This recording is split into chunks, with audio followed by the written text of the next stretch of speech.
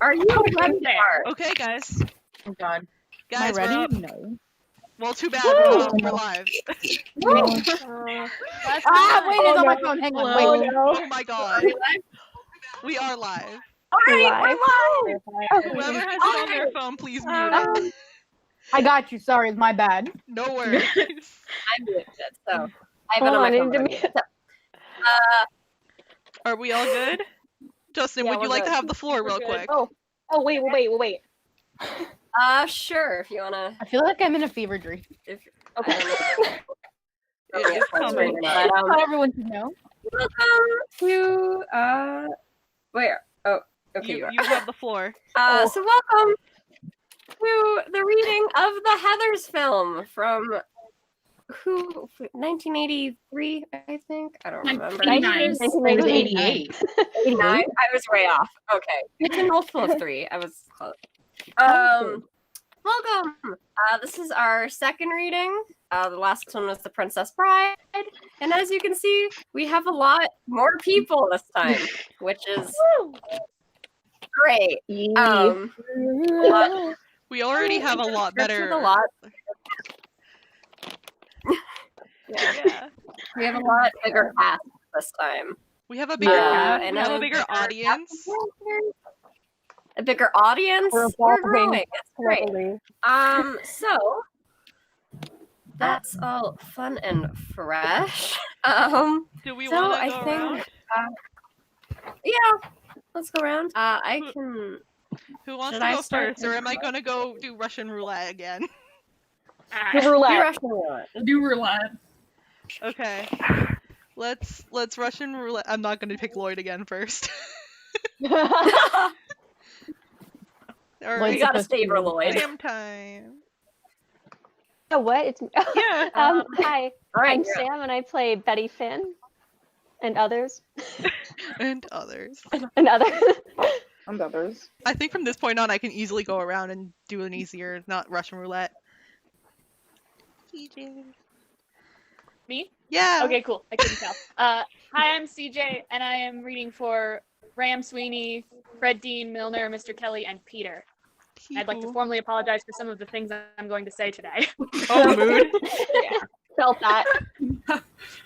You both say some pretty interesting things. Ash time. Yoo-hoo. Ashley? Oh, hi. Hi. Hi, I'm Ashley. I am reading for Heather Duke and others. Oh, You're God. very quiet, Ashley. I'm really quiet. Yeah, a Yeah. little bit. I'm normally Yeah, not. just a bit. Okay. I'm already forgetting who has already gone and who hasn't. This is great. Oh. Rose. Hi, I'm Rose. I'm playing Heather McNamara, whining student, Kevin Staples, and Rodney. Hee-hoo. Oh god, everything keeps changing on me. That's why I keep forgetting. No object permanence. Nope. Justin, do you want to do your part? Oh, is it me? Yeah. Sure. I'm Justin. I will be playing Kurt Kelly, Whitney James, male student, David, and Clyde. Okay. Who have I not? Yeah. Carl, Oh god. you haven't gone. I know I haven't gone. I'm going last. Oh god, okay. Hi, I'm gonna be playing Pauline / Mrs. Fleming, Father Ripper, Big Civic, and Courtney. Okay, yeah. Good. He who trying to think. Carl hasn't gone. Carl that's me. time. Yeah. Hell yeah. Hi, I'm Carl. I'm gonna be Brad, yearbook girl, McCord, Braces, Courtney's friend, mom, and DJ. Random people. Just A lot of us are just random people. It's fine. There's a lot of people. Trying to think. Oh, it's Millie's turn. I'm trying to have my phone up. I'm Millie, and I am Veronica, Counselor Hyde, and Cashier. Hee-hoo. That was everybody, right?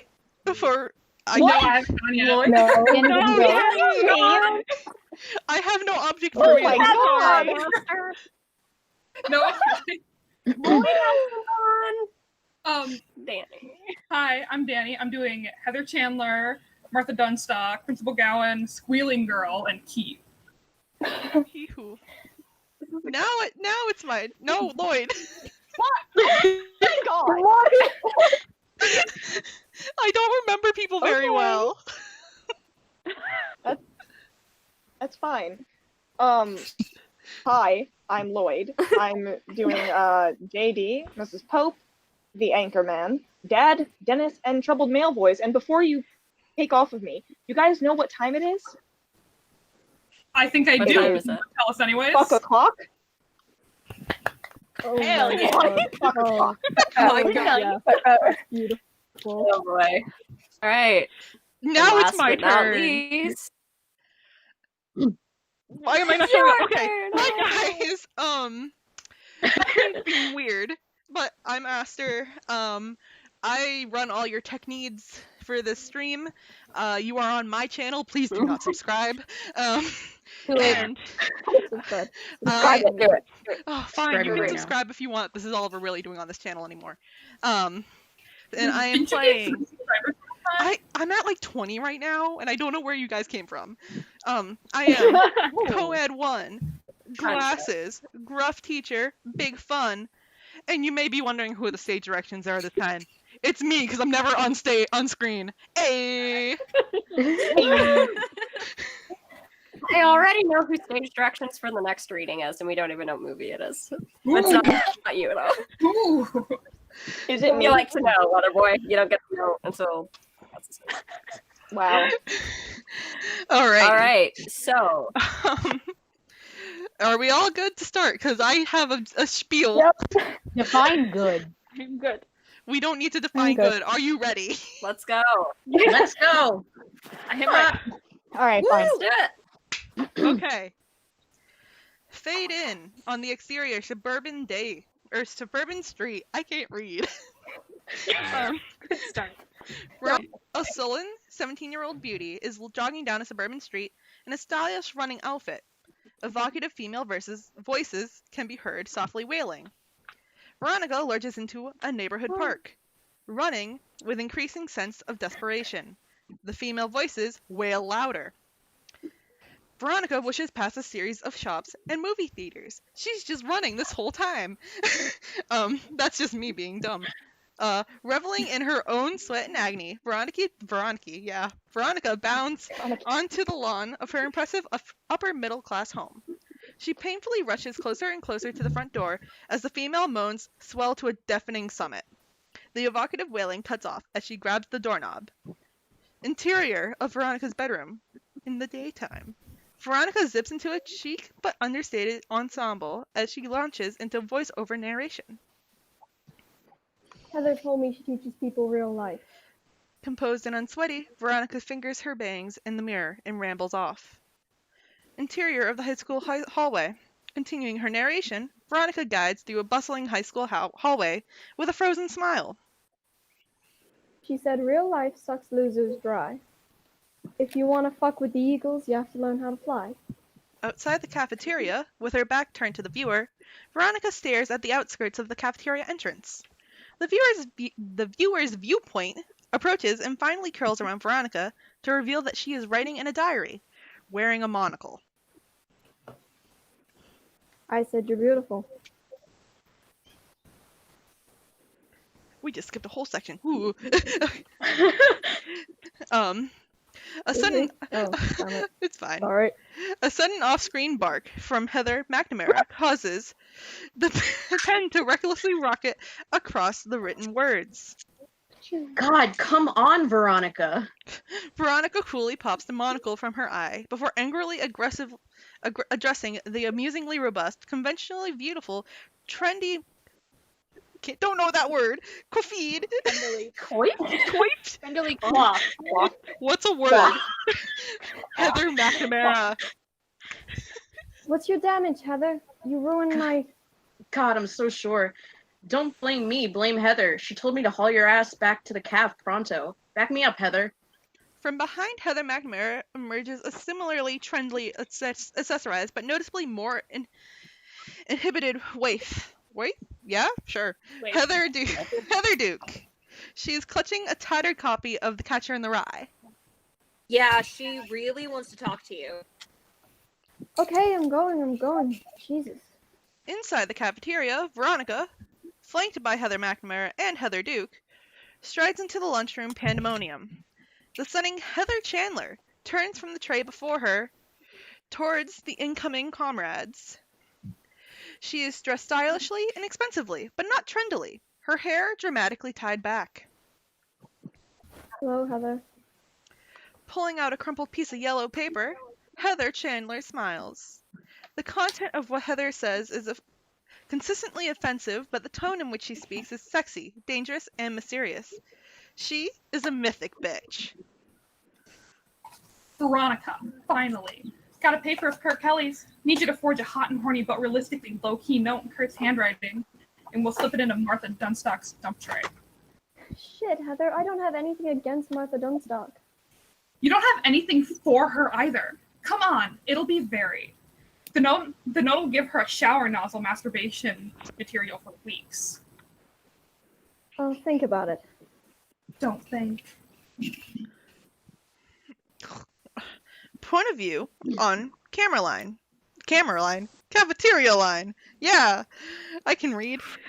Unattractive and quite overweight. Wait, Martha Dunstocks guiltily plops 2 jellos on her trays and clunks forward in line. At the cafeteria entrance, Veronica's arm, seemingly involuntarily, latches onto the outstretched pen. Splendid. I'll dictate. Veronica needs something to write on. Heather, bend over. Both Heather McNamara and Heather Duke bend over. Heather Chandler violently laughs. How nice. 2 assholes. No waiting. Heather McNamara and Heather Duke stand erect, embarrassed. Heather Duke, back down. Veronica scurries to the contorting Heather Duke. Dear Martha, you're so sweet. Changing over to the jocks table, the traditionally handsome Kurt Kelly, the serene Earl Fraser, and the massive Ram sit with other stereotypical jocks, taking in Veronica and the Heathers. It'd be so righteous to be in a Veronica Sawyer Heather Chandler sandwich. Punch it in, Ram. Kurt and Ram raise their right arms and slam their fists together. Hell yes. I want to sit a Heather on my Johnson and just start spinning her like a fucking pinwheel. Ram makes a frantic spinning motion. Earl is bored. Shit, yeah. Damn right. Back at the cafeteria entrance, in slow motion, Veronica finishes the note and rises up along with her makeshift desk, Heather Duke. Heather McNamara hawkishly gazes towards the cafeteria line. Veronica hands the note to an unimpressed Heather Chandler. Martha Dunstock pays the cashier and then, grasping her lunch tray with both paws, moves towards Veronica and the Heathers. Heather McNamara excitedly tugs on Heather Chandler's arm as Martha approaches. With a tranquil smile, Heather Chandler passes the note along to her frantic disciple. And self-consciously... Oh god, another word. I can't read words. Clandestine. Sure. Manner. Heather McNamara saunters past Martha and whirls around to sneakily tuck the note onto Martha's tray. The slow motion concludes as their plump victim shuffles past a magnetic, preppy Peter Dawson and a thin, bespectacled Dennis. These guys are working a large stand which has a cash box reading The Famine Fund and a banner reading The Westerberg Feeds the World. Come on, people, let's give that leftover lunch money to people without lunches. Those tater tots you threw away today are a delicacy in Africa. They're Thanksgiving dinner. At the Heather's table, the girls reach their table, with Heather McNamara and Heather Duke sitting themselves down first. God, aren't they fed yet? Do they even have Thanksgiving in Africa? Oh, sure. Pilgrims, Indians, tater tots. The real party continent. Heather Chandler draws up a clipboard. Sawyer, guess what today is? Ouch. The lunchtime poll. So what's the question? Yeah, so what's the question? God damn, Heather, you were with me in study hall when I thought of it. Such a pillowcase. I forgot. Veronica and Heather Chandler briskly bop away from the table as a wounded Heather Duke retreats to the catcher in the rye. Hey, this question wouldn't be that bizarro thing you were battling on the phone about last night. Shut up, it is. I told Dennis if he gave me another topic that was political, I'd spew burrito chunks. Veronica shakes her head and looks off. She's suddenly captured by the sight of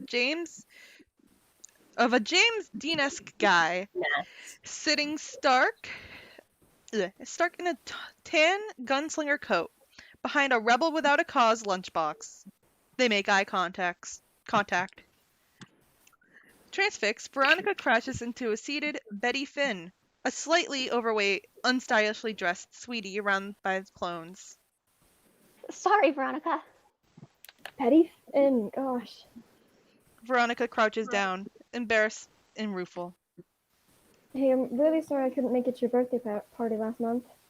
That's okay. Your mom said you had a big date. Heck, I'd probably skip my own birthday party for a date. Veronica gently laughs at Betty's innocent awe. Don't say that. Oh, Ronnie, you have to look up what I dug up the other day. Betty pulls from her purse a picture showing a young Betty Finn and Veronica Sawyer, arm in arm, dressed in Halloween costumes. Betty is an angel. Veronica is a witch. Veronica,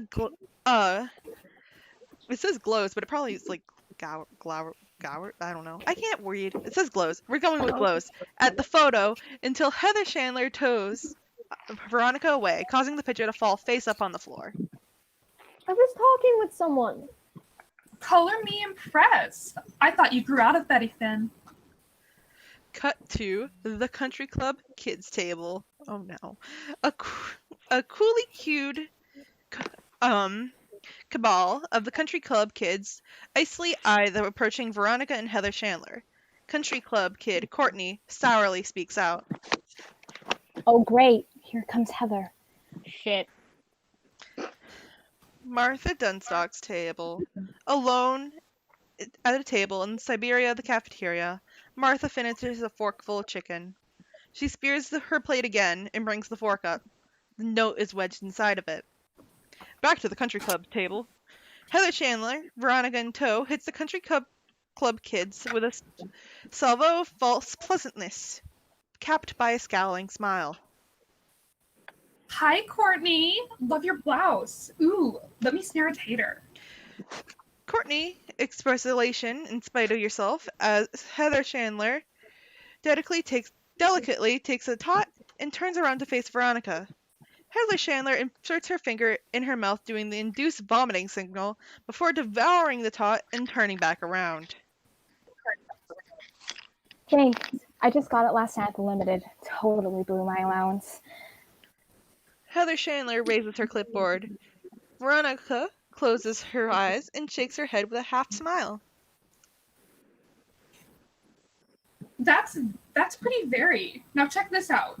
You win $5 million from Publishers Clearinghouse, but on the same day, Ed McMahon gives you the check. Aliens land on Earth and say they're going to blow up the world in 2 days. What would you do? A stunned tableau until country club kid Keith speaks. That's easy. I'd slide that wad over to my father. He's like one of the top brokers in the state. Wake up. In 2 days, Earth's going up like a Roman candle. Crab Nebula City. Man, in 2 days, my dad could double that money. Triple it. If I got that money, I give it all to the poor. Every cent. You're beautiful.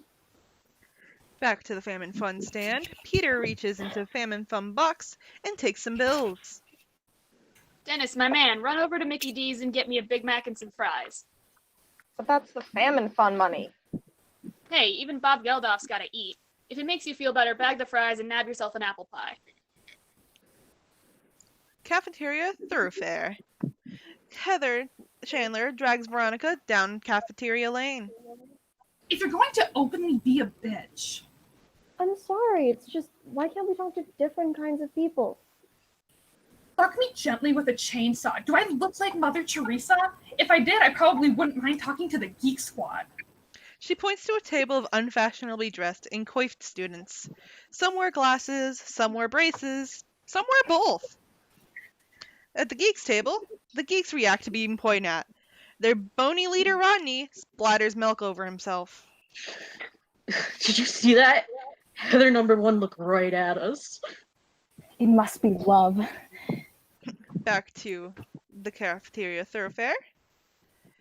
Veronica confronts Heather Chandler. Doesn't it bother you that everyone in the school thinks you're a piranha? Like, I give a shit. They all want me. As a friend or a fuck. I'm worshipped at Westerberg, and I'm only a junior. Pretend you're a missionary, saving a colony of cootie victims. Whatever, I don't believe this. We're going to a party at Remington University tonight, and we're brushing up on our conversation skills with the scum of the school. Martha Dunstock's table. We're going there. Her sweaty lips are moving rapidly. Martha anxiously reads the note. Back to the geeks table. Nervous geeks fidget and roughhouse with each other in an involuntarily immature reaction to their beautiful interviewers. No, seriously, I'd probably go to the pyramids with a girl. Can't read, okay. Were you gonna get a girl stud, Kmart? Taking a hooker to the pyramids on the last day of mankind? You sentimental old fart. Jeez, forget it. What about you, Rodney? I told you she knew my name. I changed my life. New clothes, new haircut, new house, new home. How sad! Blowing up all your cash 2 days of trying to be hip? Veronica tugs Heather Chandler away from the table. If you're going to openly be a bitch. Veronica again catches sight of James Dean. James Dean, this guy, I can't read. Words are hard. He wraps his finger around an egg and unfolds them back. The egg is gone. He smiles. Veronica smiles back. Her trance is broken by a boisterous Heather McNamara and Heather Duke, who careen into the two pollsters. God, scan on Martha dump truck. Point of view shifts to Martha. Martha looks up from the note to the jocks table, and Kurt Kelly, then flustered, backs down at the note, and then flustered looks back down at the note. This is the part I hate, the waiting. I'd say we're like 20 minutes from major humiliation. Come on, Veronica. Heather Chandler floats off. A served Veronica takes a moment to react. Veronica. Veronica follows the leader. She calls out. Exterior of the school parking lot. Veronica and Heather Chandler march into the school parking lot towards four heavy metalers. One of them is female, hanging out on a car hood. The girls' conversation is heard in voiceover. You, Heather. Deep down, all teenagers are the same. Didn't you see The Breakfast Club? At Betty Finn's table, Veronica and Heather Chandler sit themselves down with Betty Finn and her look-alike friends. Look at me. I look great. I'm the girl in the commercials and the videos. Over at the jocks table, Veronica and Heather Chandler weirdly stand at the outskirts of the jocks' bastion of vulgarity. I'm the blonde in the bikini on the horse holding a Pepsi can. Interior of the smoke-filled hallway. In the dark, smoky hallway, Veronica and Heather Chandler cough toward a batch of stoners in the tattered forms of dress. I'm the princess being spanked on the throne of Big Billy Idol's guitarist's guitar. Interior of the school library, Veronica and Heather Chandler click across the school library floor to where an all-out nerd studies in solitude. What do I get out of being friends with losers? I give them a piece of... Hold on. I give them a piece of a winner and they stain me with loserness. Back to the parking lot. Heavy metaler Matt grins. You get $5 million, but some Martians are gonna zap you in 2 days? You hear that, Clyde? That's gotta be the most spooky-ass question I ever heard. At Betty Finn's table, Betty Finn daintily peeps up. I think we should use the money for an end-of-the-world get-together. We could invite guys. At the jocks table, Ram spiders out some chicken to Bello. I'd pay Madonna $1 million to ride my face like the Kentucky Derby. She should be paying me, though. Back to the Stoner's hallway, a stoner starts to speak, then stops. What? And in the library, the all-out nerd lashes out. This is important. With taxes, I'd only be getting 3.5 million and Back to the parking lot, heavy metaler Clyde turns from his friend Matt. If you want a good way to go out before the aliens land, get a lion from the zoo. Put a remote control bomb up its butt. When the lion starts tearing you up, press the bomb button. You and the lion die as one. Two heavy metaler lovers, Jackie and Steve, intertwined against the windshield, blankly respond. Cool. Back to the cafeteria throwaway. Veronica and Heather Chandler continue their conversation, chugging through another busy cafeteria lane. Just imagine somebody like your quasi-fat goody good friend Betty Finn doing a Crest commercial. Nobody would buy Crest. Don't tell me. Crest would be stained with loserness. Yeah, and who wants that on their teeth? Heather McNamara and Heather Duke burst back between them. Oh God, here we go. Point of view shift onto Martha. Martha, with absolute apprehension, stumbles towards Kurt and the jocks. Veronica and the Heathers stop breathing. Martha mumbles something unintelligible from where the girls stand. Kurt's head detonates with a terrifying cackle. Martha flees the cafeteria in horror. Veronica spins away from her mirthful friends in disgust and makes eye contact with the very similarly disturbed James Dean S. Guy. Veronica lurches away. She breaks against the foodless fun stand where Peter Dawson is hollering away. A dime increases the time. A buck brings good luck. Hi, Veronica. A 5 keeps the neighborhood alive. A 10 and you die without sin. Heather Chandler wings a $20 bill into the cash box. You wanted to become a member of the most powerful clique in school. If I wasn't already the head of it, I'd want the same thing. I'm sorry, what were you oozing about?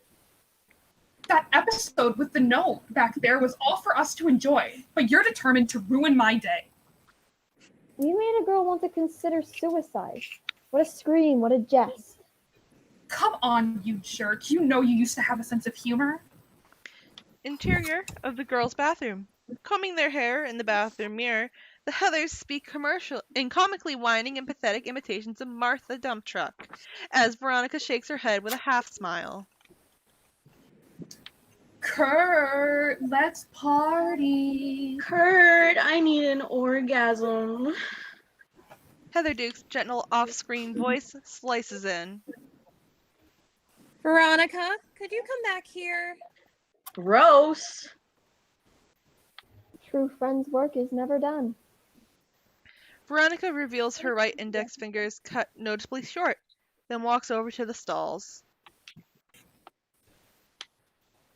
Grow up, Heather. Bulimia is so 86.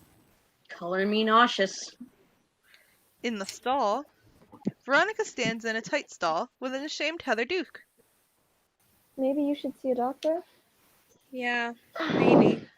Come on, Heather. Oh shit. Oh, sorry, that was your line. Come on, Heather. We want another look at today's lunch. Jeez, don't listen to them. Did she have the pie or the ice cream for dessert? And the answer is... Heather Duke pulls up her copy of Catcher in the Rye and makes a bizarrely defiant smile. Yeah, you know, Holden Caulfield and Catcher in the Rye wouldn't put up with this bogus nonsense. Well, you better move Holden out the way or he's gonna get spewed. Heather Duke puts down the book and opens her mouth. Veronica sticks her finger in. Back to the cafeteria entrance. A gnarly melange I think it's melange. of chicken and potatoes is scraped off a plate into the cafeteria trash can as Veronica and Heather stroll by outside. Veronica pauses to peer in at the James Dean S. Guy. God, Veronica, drool much? His name's Jason Dean. He's in my American history. Give me the clipboard. As Veronica walks off, Heather McNamara oinks out some amusing sexual noises. Back to the cafeteria, at Jason Dean's table, Veronica saunters up to Jason Dean. Hello, Jason Dean. Greetings and salutations. Call me JD. You a Heather? No, a Veronica. Sawyer. This may seem like a stupid question. There are no stupid questions. If you inherit $5 million the same day aliens tell the Earth they're blowing it up in 2 days, what would you do? That's the stupidest question I've ever heard. At the jocks table, the jocks witness Veronica and JD. Who does that new kid think he is with that coat? Bo Diddley? Oh. Veronica's into his act, no doubt. Let's kick his ass. Shit, we're seniors, Ram. We're too old for that crap. Let's give him a scare, though. Back at JD's table, an intrigued JD laconically answers the question. Probably just row out on some middle of a lake. Bring along my sacks, some tequila, some bach. How very. Heather Chandler breaks Veronica's daze of admiration. Come on. Later. Definitely.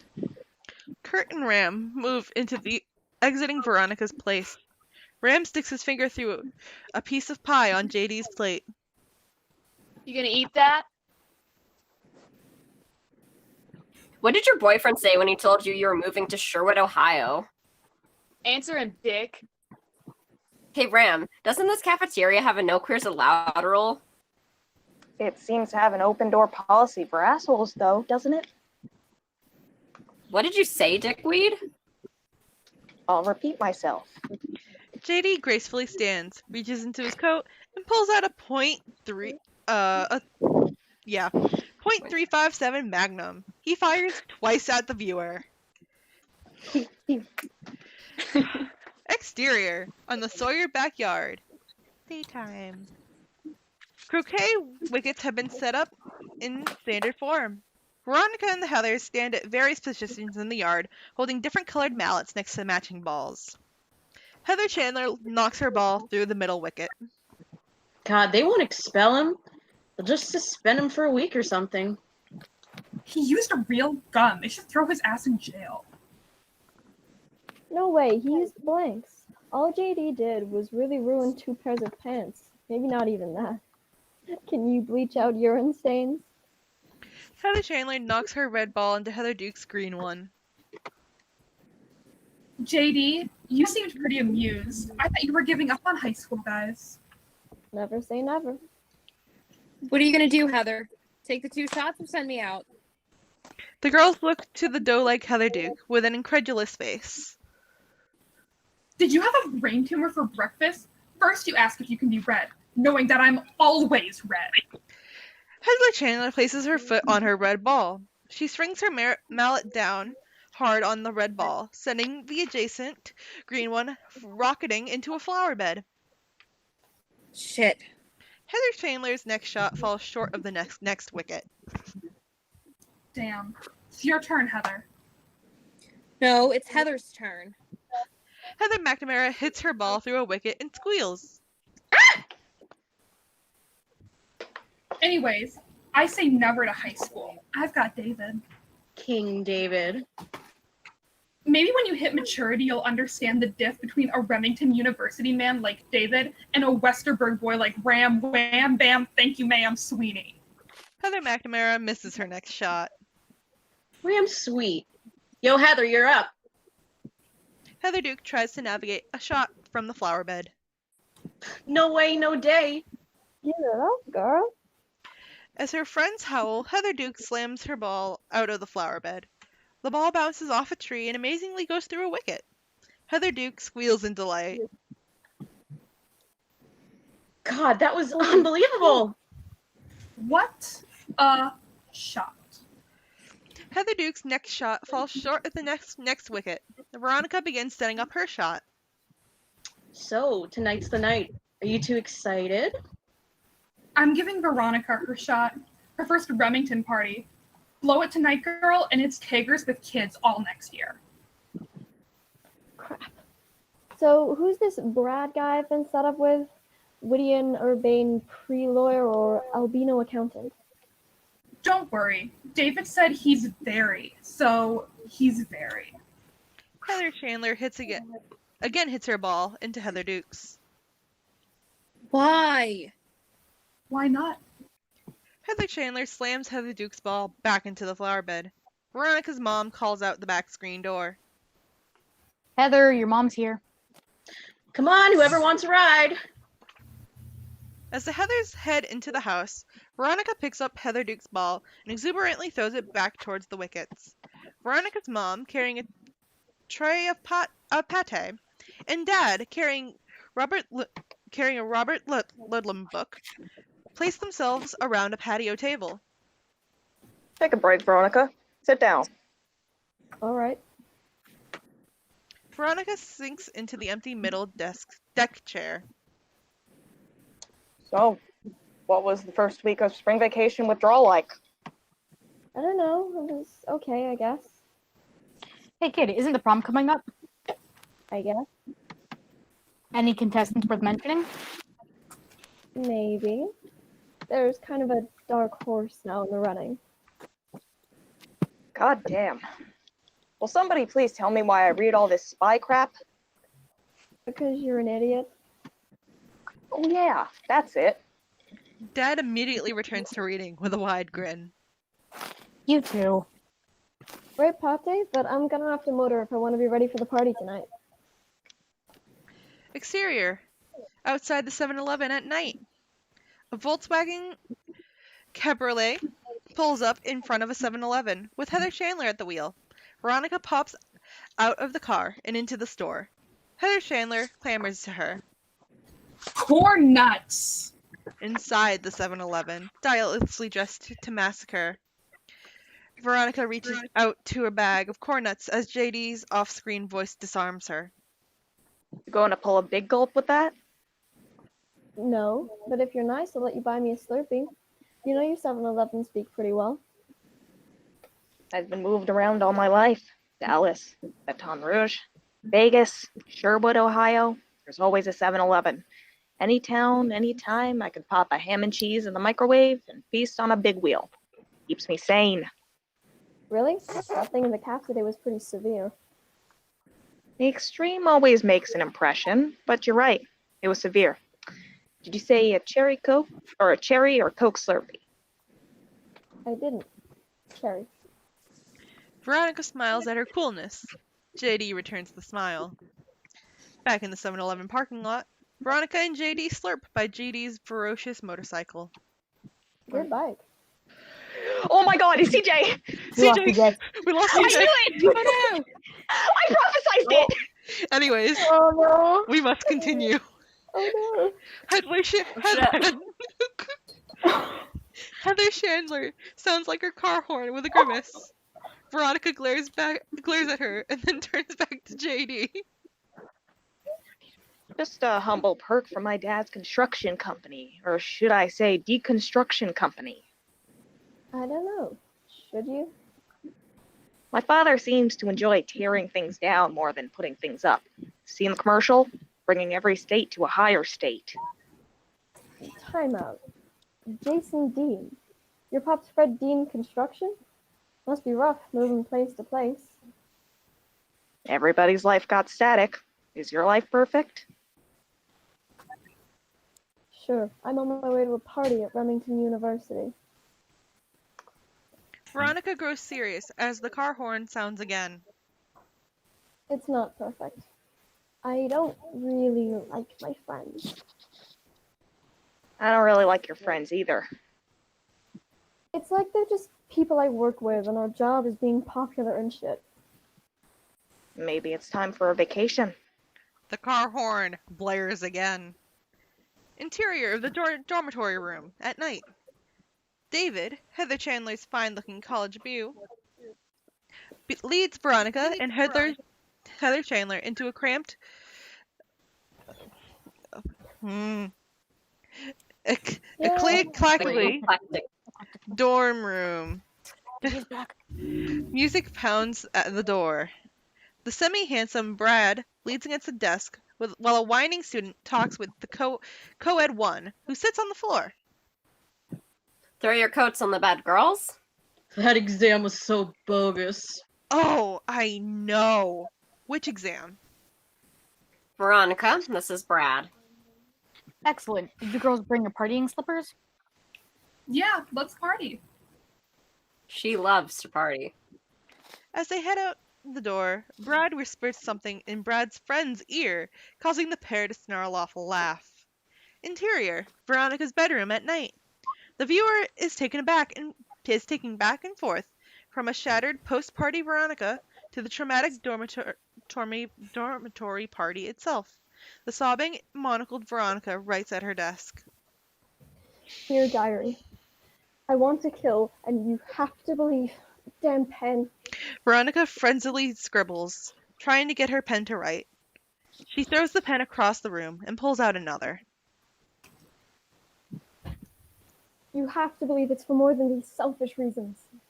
More than a spoke in my menstrual cycle. You have to believe me. Cut to the dormitory hallway. The chaotic hallway rumbles with beer cups and loud music. Veronica and Heather Chandler's stylish garb clashes with the laid-back dress of the college students.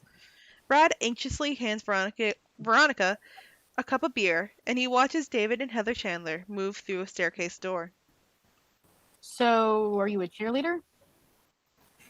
No, not at all. You're pretty enough to be one. Gee, thanks. It's so great to be able to talk to a girl and not have to ask, what's your major? I hate that. They uncomfortably sip their beers. A deadly pause ensues. So, when you go to college, what do you think you'll study? Interior of David's dorm room. Heather Chandler and David sit on the latter's bed, surrounded by a Macintosh and a series of obnoxious Ferrari posters. They kiss. David's doing most of the work.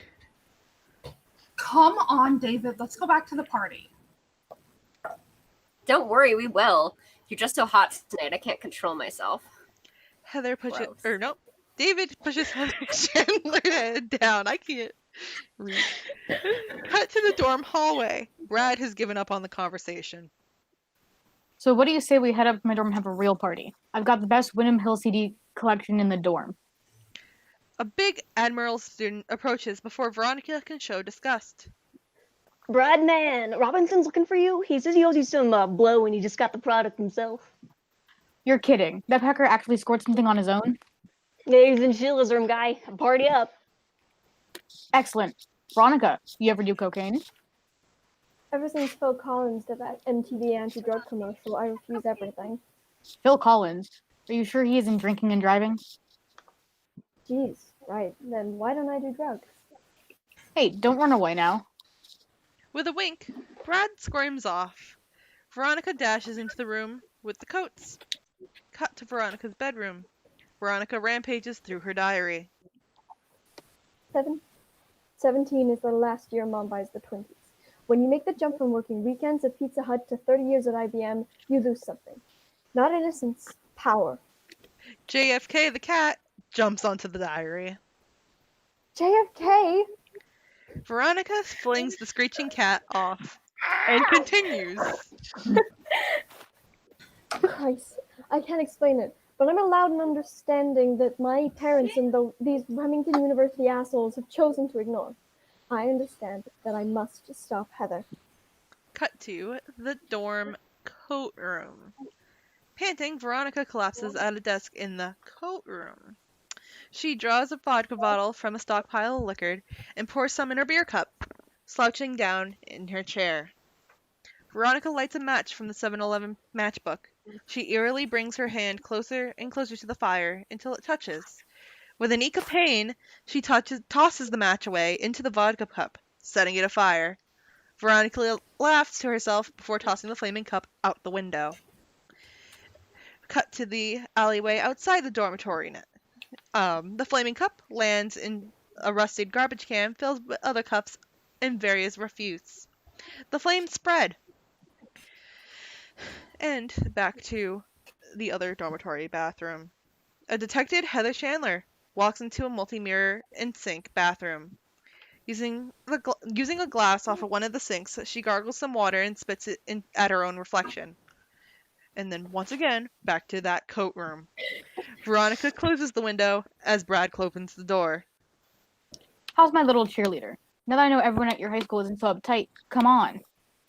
Hey, really, I don't feel so great. Let's do it in the coats. I'll be excellent. Brad plops down onto the bed of coats and begins bouncing. I have a little prepared speech I gave my suitor once more than I'd like to give him. Gee blank, I had a nice... Save the speeches for Malcolm X. I just want to get laid. You don't deserve my fucking speech. Veronica yanks up her coat from beneath Brad on the bed, causing him to slide off onto the floor.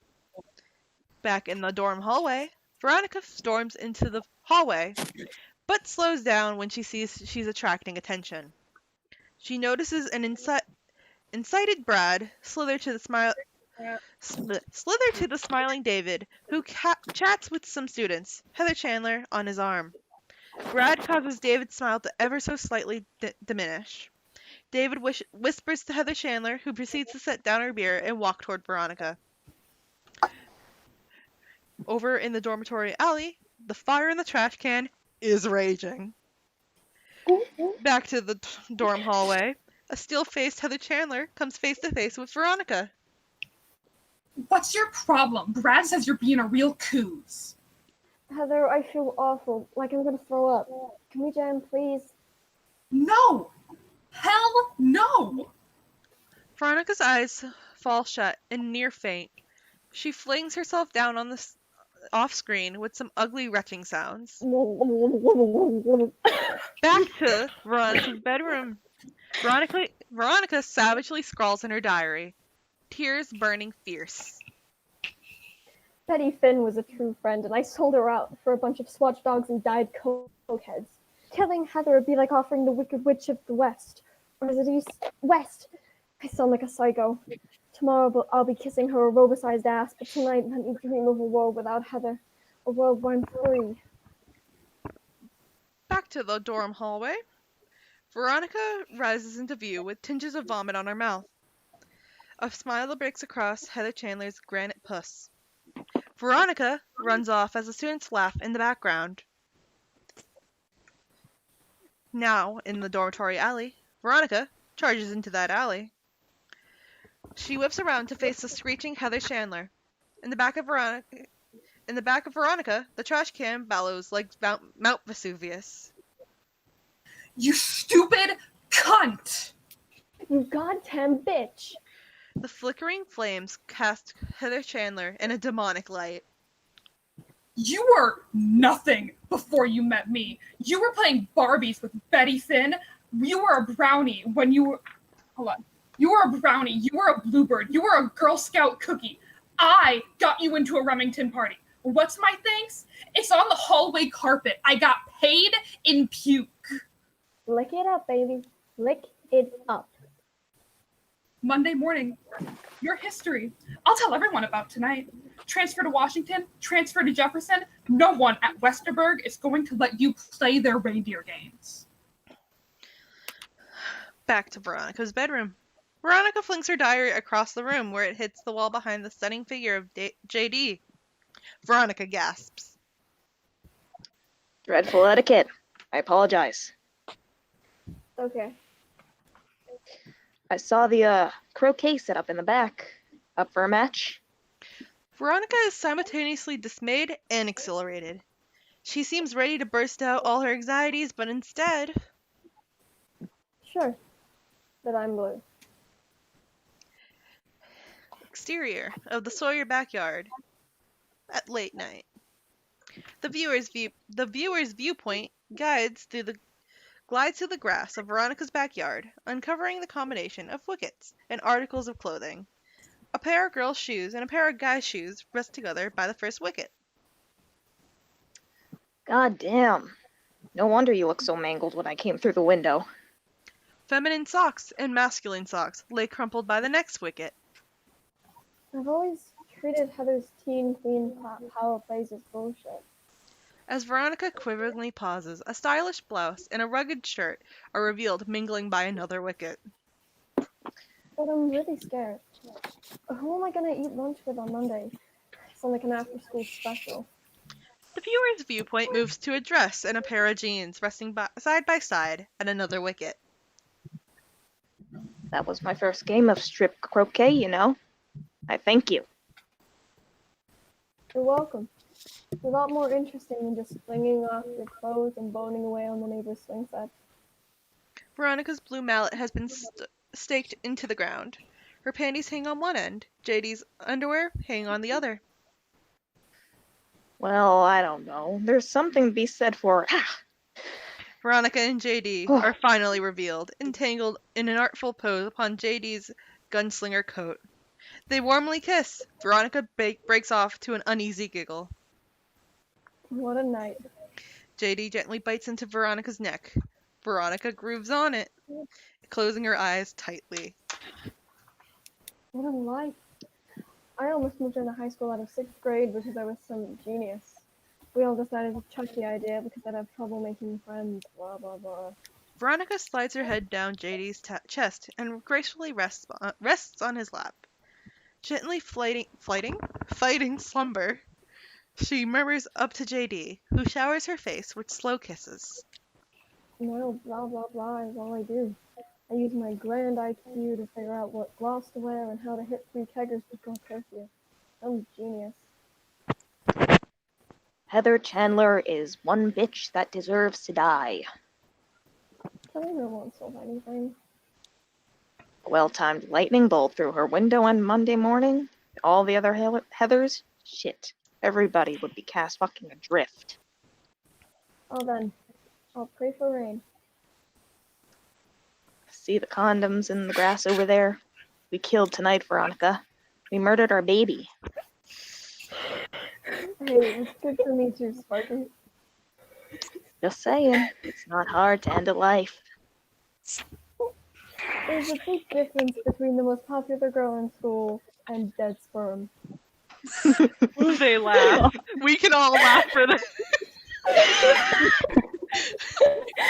Oh my god. Pro-life.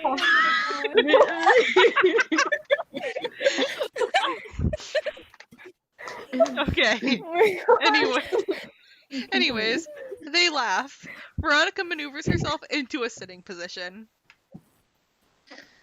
I guess I don't know what the hell I'm talking about. I know exactly what the hell you're talking about, and you're right. You don't know what the hell you're talking about. Let's just grow up, be adults, and die. Good plan. But before that, I'd like to see Heather Chandler puke her guts out. Interior, Heather Chandler's bedroom. Heather Chandler's bedroom is lushy and expensively furnished with a glass coffee table as an eye-catching centerpiece. Heather Chandler half sleeps in twisted bedsheets as Mrs. Chandler sticks her head in the door.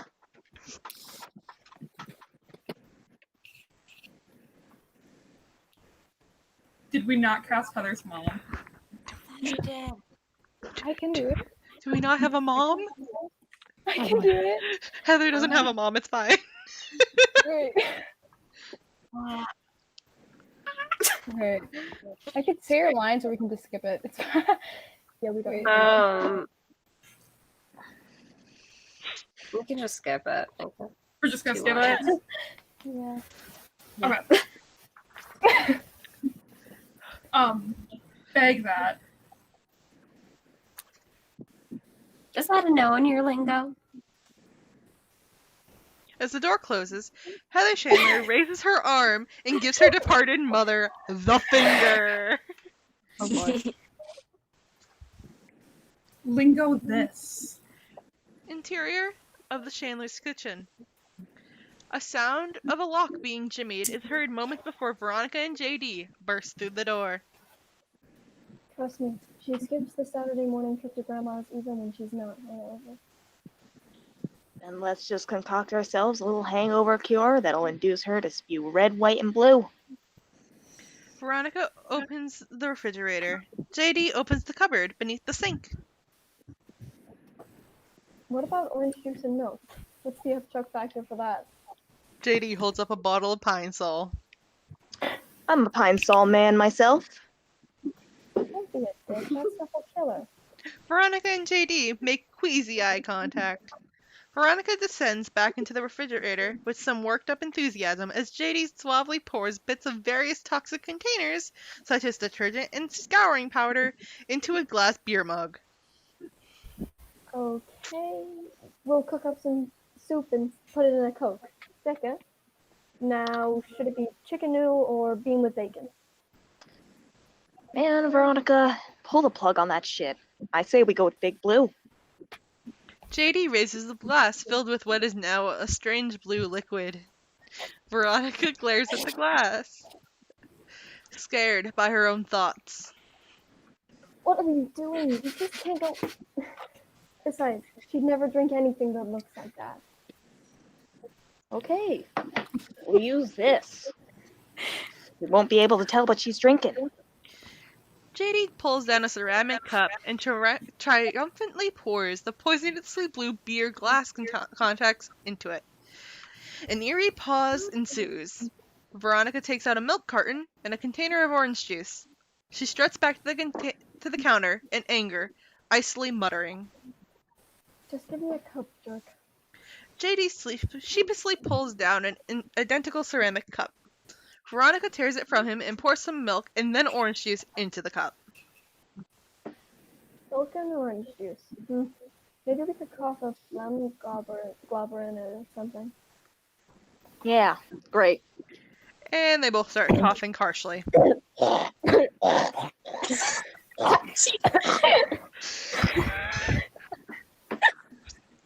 No luck? Well, milk and orange juice will do quite nicely. Quite nicely. Chicken. You're not funny. JD turns on his heel and slinks away. Veronica glares down at the mess of toxic containers. With both arms, Veronica clumps the toxic containers together and drops them beneath the sink to put them away. JD swaggers back into the kitchen as Veronica bobs back into view. I'm sorry. JD kisses the back of her neck. Veronica closes her eyes with a grudging smile. Bonehead. Veronica dreamily reaches out to one of the two ceramic cups. Not the one with milk and orange juice in it. And now to Heather Chandler's bedroom. Heather Chandler angelically sleeps as Veronica and JD enter. Morning, Heather. Like a lion, Heather Chandler rouses herself up. Veronica and Jesse James. Well, surprise. Hear about Veronica's affection for regurgitation? We both said a lot of things we didn't mean last night. Did we? How the hell did you get in here? Veronica knew you'd have a hangover, so I whipped this up. Family recipe. JD holds out the ceramic cup. Heather Chandler snorts. Did you put a phlegm globber in it or something? I'm not drinking that piss. I knew this stuff would be too intense. Intense? Grow up. You think I'll drink that just because you call me chicken? They do. They're right. Give me the cup, jerk. Heather Chandler rises from the bed and struts to JD in anger. She takes the cup, slams her head back, and downs it all. She then launches her head forward, her face contorted in agony. Corn nuts! Heather Chandler's eyes slam shut, and her limp body crashes through the glass coffee table. Veronica and JD freeze. Something tells me you picked the wrong cup. No shit, Sherlock. Can't believe it. Just killed my best friend. And your worst enemy. Same difference. Oh, Jesus, I'm gonna... Veronica staggers to a desk. JD laughs out of shock. Oh, what are we gonna tell the cops? Fuck it if she can't take a joke, Sarge. Stop kidding around. Oh, I'm gonna have to send my SAT scores to San Quentin instead of Stanford. I'm just a little freaked, alright?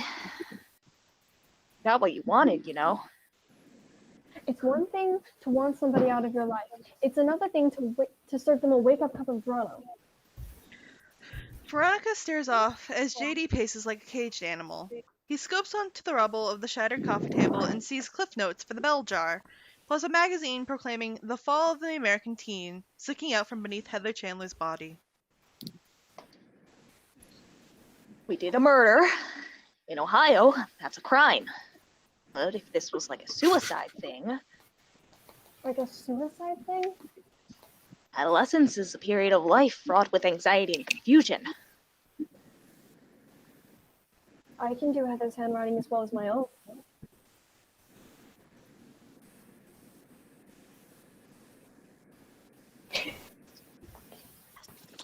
Page directions. I don't know where I am. Veronica takes some stationery. I'm on a completely different page, Jesus Christ. Okay. Veronica takes some stationery from the desk and begins writing, calling out her words. You might think what I've done is shocking. To me, though, suicide is the natural answer to the myriad of problems life has given me. Very good, but Heather would never use the word myriad. This is the last thing she'll ever write. She'll want to cash in on as many 50-cent words as possible. She missed myriad on a vocab test 2 weeks ago, alright? That only proves my point more. The word is a badge for her failures at school. You're probably right. People think just because you're beautiful and popular, life is easy and fun. Nobody understood I had feelings too. I die knowing no one knew the real me. That's good. Have you done this before? Veronica's smile dies as she listens to Heather Chandler's report. Interior to the school conference room. At the head of a long conference table is the bear-like Principal Gowan. Circling the table is a gray-haired but savvy Mrs. Pope, and the counselor Paul Hyde, the yuppie math teacher Kevin Staples, and most notably the eccentrically dressed Pauline Fleming. Coats are in chairs and cigarette smoke is in the air as the group batters their way through a morning conference. As any other principal would take the same position, keep things business as usual. Heather Chan was not your everyday suicide. She was very popular. I let the kids go before lunch and the switchboard will light up like a Christmas tree. The parents will be sympathetic, sir. These are troubled times for the young. I must say I was impressed to see that she made proper use of the word myriad in her suicide note after brutalizing it on a vocabulary test. I found it profoundly disturbing that we are told that the tragic destruction of youth, and all we think about is etiquette and morning ties and misused vocabulary words. A collective sigh goes across the room. Oh, Christ.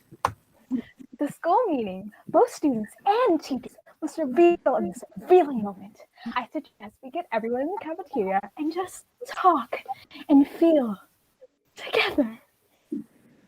Thank you, Miss Fleming. Call me when the shuttle lands. Now, is this Heather the cheerleader? That would be Heather McNamara. Damn, I'd be willing to go half a day for a cheerleader. Let's just pack it in an hour early. Done. I hate Mondays.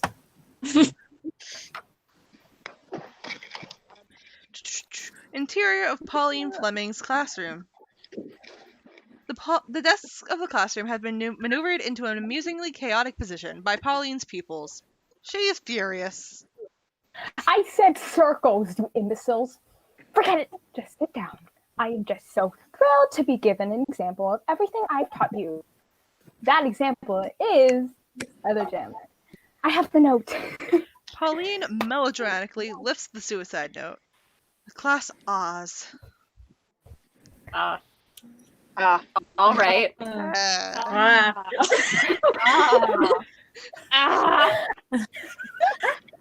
pass the suicide note around the room so you can feel its tragic beauty for yourself. Let's share together the feeling suicide has burdened us all. Who wants to begin? I heard it was. I heard. Go. I'm dumb and can't read. Go. I heard it was really gnarly. She drank Liquid Plumber and Comet and stuff. Then she smashed. Now, we're not talking about the rehash of the coroner's report. Let's talk emotions. Are we going to be tested on this? A stunned Pauline glares until the preppy Peter Dawson speaks. The note continues to be breathlessly passed around. Heather and I used to go together, but she said I was boring. I realize now I wasn't really boring. She was just dissatisfied with her life. That's very good, Peter. Veronica lets out a laugh that she disguises as a sob by putting her hands over her face. Dear Veronica, Heather was her slight. Share. Heather was cool but cruel. The good looks and the bad manners gave her power, but it could not give her happiness. The class stares to Veronica as the suicide note is passed on to her. She acknowledges it in horror and passes it on, then continues, realizing her ability to create truths for a captive audience. She realized the only way she could be happy was to give up her power, and the only way she could do that was death. Pauline cries. The pupils applaud. Veronica queasily smiles. Interior, to the girls' locker room. The girls are finishing putting on their clothes. God, it's so unfair. So unfair. We should get a whole week off, not just an hour. Write the school board.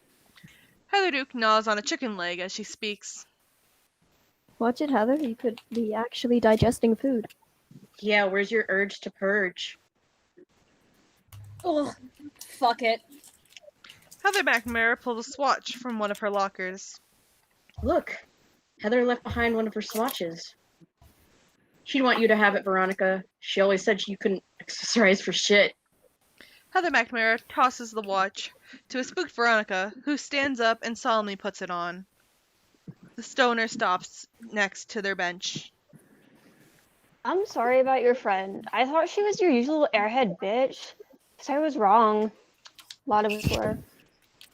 Heather Duke bops up from the world's largest snowcom. Well, what a waste.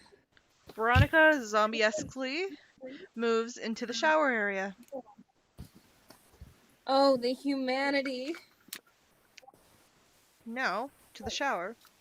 Veronica turns on a shower and lets the water spray against her clothes. Back in the locker room.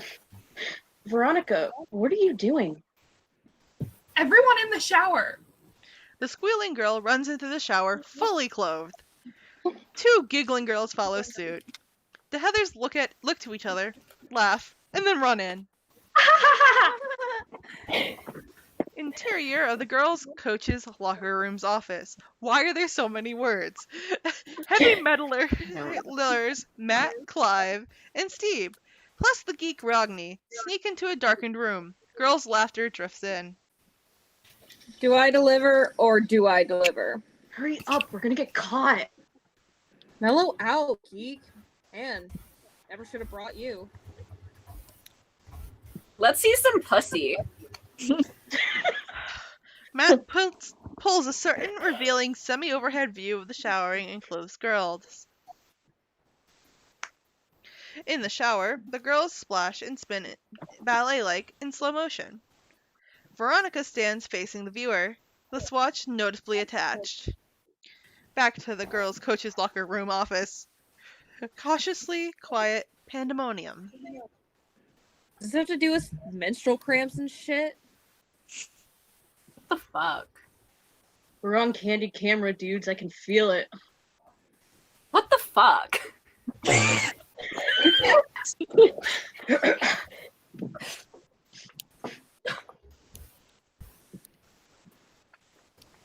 Steve. I should cast the Luna, Steve. Who's Steve? No, Steve? I feel like someone was already Steve. I'll just say it. Do you deliver or do you deliver? Exterior. Outside of the school. Pulling their coats over their wet clothes, Veronica and the Heathers come out of the school. That was seriously warped, Veronica. Uh-huh. TV cameras. In the distance, a TV camera crew is interviewing students. Heather Duke dashes towards them. Heather McNamara freezes. Oh God, Veronica! My hair! My clothes! Heather McNamara moans, vibrates, and then suddenly races towards the camera. Same. Veronica looks down at the stopped swatch on her arm. She takes it off and drops it in a nearby trash can. Interior of the Dean living room. A massive TV set shows an image of Heather Duke, posed by a tree, talking into a microphone. I choose to remember the good times, like when we got our ears pierced at the mall. The image of Heather McNamara sitting in the grass, talking to a microphone, supersedes Heather Duke's. I can still hear those late night talks on the phone. The image of Peter Dawson sitting on a rock comes next. The day I won her that stuffed rhino at the 4-H fair, she said to me, "You're an asshole. Mute him." Veronica and JD seem to be crashed on a couch. JD pushes a button on the remote control, cutting the sound. Mute. Next channel, darling. The silent image of Heather Duke on the staircase talking to the microphone is on screen. Heather, how many networks did you run to? Country Club Courtney appears to be wearing a t-shirt, reading Big Fun. Veronica takes the remote and turns the sound on. Oh, I have to hear this. In my heart, Heather's still alive. What are you talking about? She hated you. You hated her. What are you smiling at? Heather Chandler is more popular than ever now. Yeah, scary stuff. JD suddenly looks away from Veronica with a mischievous half-smile. He inexplicably calls out. Why, son, I didn't hear you come in. JD's father, Fred Dean, stands before them, handsome and threatening in a shirt and tie. He is rather malevolently holding a rowing machine. "Hey, Dad, how was work today?" Fred Dean slams down his rowing machine and straddles it before answering his own question. He rows as he speaks. The Brady Bunch sputters on the TV screen before him. "It was miserable. Some damn tribe of withered old bitches doesn't want us to terminate that Fleabag hotel. All because Glenn Miller and his band once took a shit there. It's like Kansas. You remember fucking Kansas?" I was the one with the wheat, right? Save the Memorial Oak Tree Society. Showed those fucks. JD turns to Veronica with a bemused smile. 30 4th of July fireworks attached to the trunk. Arraigned, but acquitted. Fucking Kansas. Gosh, Hop, I almost forgot to introduce my girlfriend. Veronica, Dad. Dad, Veronica. Oh. Veronica, with a forced smile, reaches to shake Fred's hand. Fred Dean extends his hand but makes no effort to stop rowing, hence his hand pulls away from Veronica. Pop and Son laugh. Ha ha ha. Jason, why don't you ask your little friend to stay for dinner? My mom's making my favorite meal tonight. Spaghetti, lots of oregano. Nice. Last time I saw my mom, she was waving out the window of a library in Texas. Right, Dad?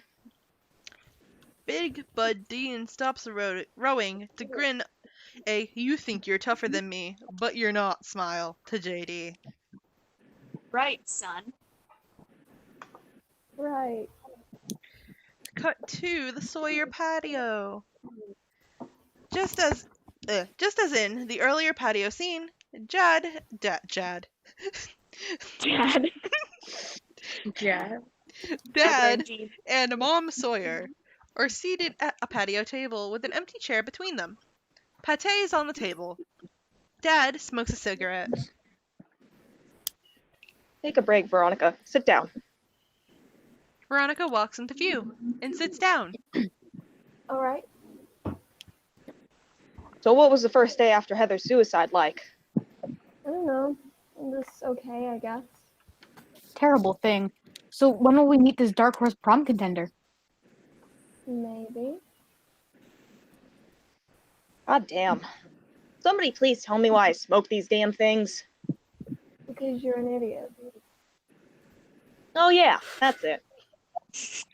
Dad immediately takes another drag with a wide grin. You too. Great party, but I'm gonna have to motor if I want to be ready for the funeral tomorrow. Interior of Heather McNamara's bedroom. A montage commences, showing that Heather's preparing for the funeral. Heather McNamara models an all-black outfit in front of a dressing table mirror. She storms away, pouting. Heather Duke's bedroom. Yoo-hoo. Bothering from a fashion magazine, whose cover story is Funeral Chic, Heather Duke. Finish applying black lipstick. A look of horror passes over her face as she savagely scrubs her lips. Interior of the church.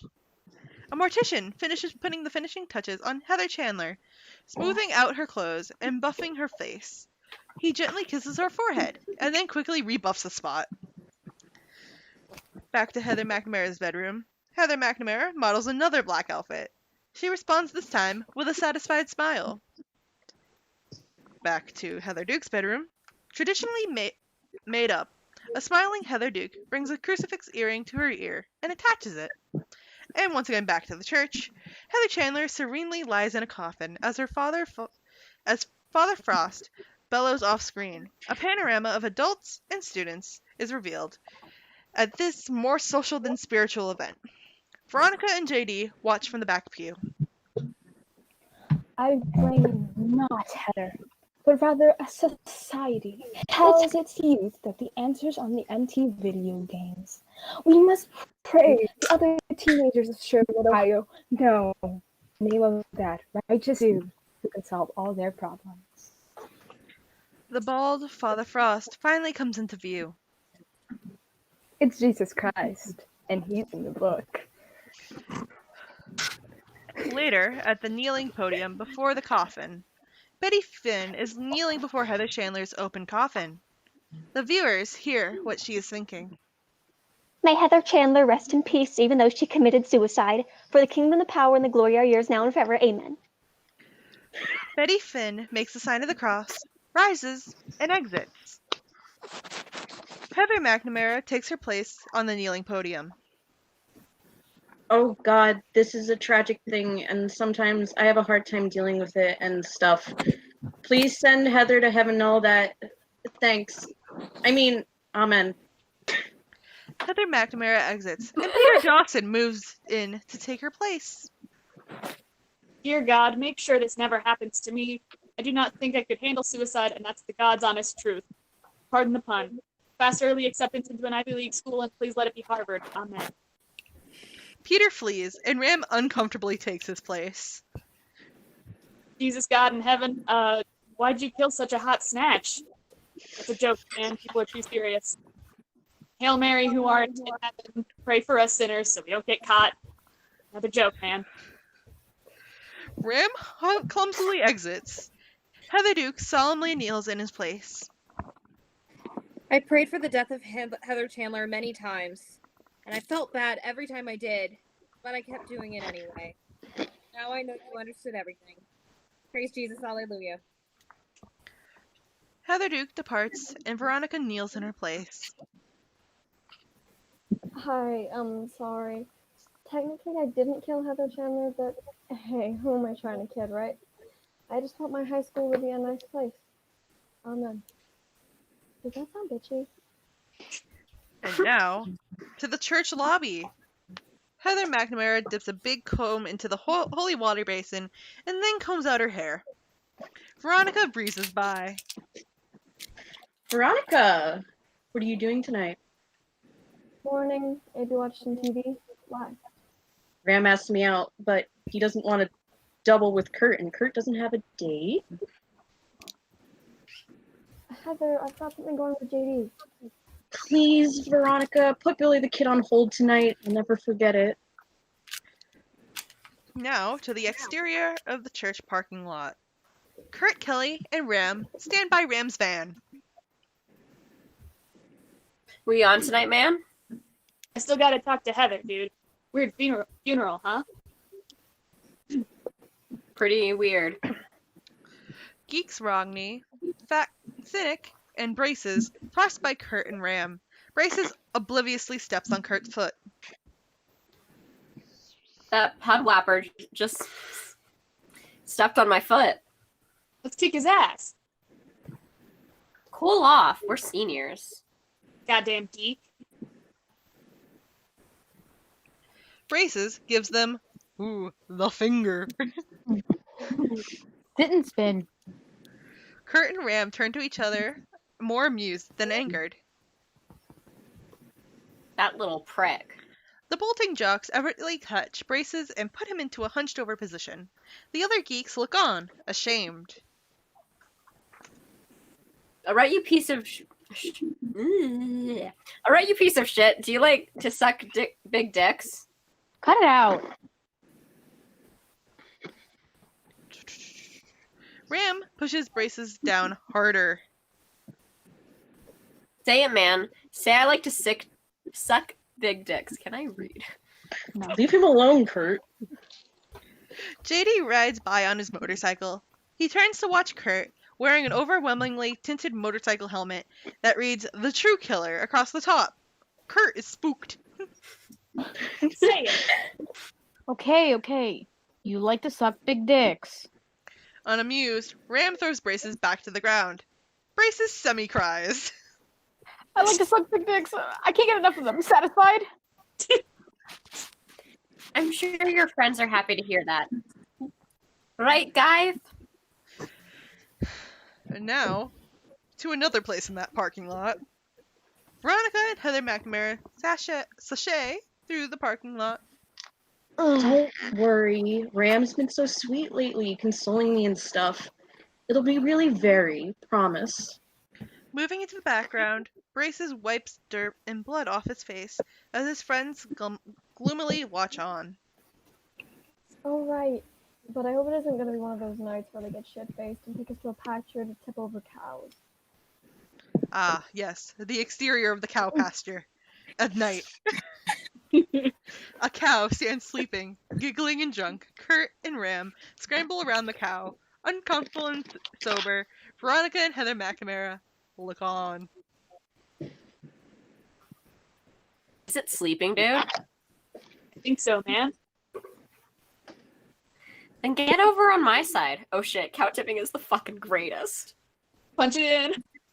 Kurt and Ram slam their knuckles and then lean against the cow, poised to shove. Heather McNamara manages to smile, but Veronica glares it away. Count of 3, guy. 1, 2, 3. An OS moo, and the jock's laughter is heard as the mud splashes against the mortified faces of Veronica and Heather McNamara. Now, deeper in the pasture, later in the night, Kurt stumbles after a more annoyed and scared Veronica. I don't remember how this song goes. I know it. I know this song. When I I know. get I saw that the. feeling. I know it, I just don't remember how it goes. I got that feeling. It's like the feeling. I sound like shit, so it's great. Yeah, right, asshole. Veronica makes her way up a hill, pausing to compassionately stare at Ram at top of the spirited Heather McNamara. Kurt's intoxicated brain has trouble dealing with the incline. Majestically, JD appears at top of the hill. Kurt squints up the hill and falls over backwards. What is this shit? I'm doing a favor for Heather, a double date. I tried to tell you at the funeral, but you wrote off. Feel like making ba-da-da, ba-da-da. Feel like making love. Another fucking Heather. I'm sorry, I'm feeling kind of superior tonight. 7 high schools and 7 states, and the only thing different was my locker combination. We broke through the peer pressure cooker, so what if we had to kill Miss Popularity? Veronica clumsily high heels it up the hill. So what? Don't smile like that, Jesus. Our love is God. Let's get a Slurpee. JD solemnly reaches towards Veronica. She, less solemnly, takes his hand. Their bodies disappear over the hill. And she's by the stairway to heaven. Interior of the newspaper and yearbook workshop. Daytime. In a cluttered school workshop, editor Dennis and a yearbook girl, wearing a big fun t-shirt, confer over a layout sheet. Dennis's famine fun partner, Peter Dawson, pouts behind them. I'm not belittling the famine fund, Peter, but we're talking teen suicide. Westerberg finally got one, and I'm not going to blow it. Great. Heather gets the headline, and I get crammed in by the Taco Bell coupon. Veronica breezes in. Hi guys, I came to check on this week's lunchtime poll topic. Don't worry about it, Veronica. Sit down. That funeral yesterday must have been really tough. Rough. Oh, sure. We were wondering if maybe you had some poems or artwork that Heather did we could put in the Heather Chandler yearbook spread. The what? Take a look. We'll have 2-page layout with her suicide note up in the right-hand corner. It's more tasteful than it sounds. Country Club Courtney and Courtney's friend come in giggling and whispering. Seeing Veronica, they stop dead, then slide into chairs, laughing softly. I don't know. This thing leaves a bad taste in my mouth. Like last night, Veronica?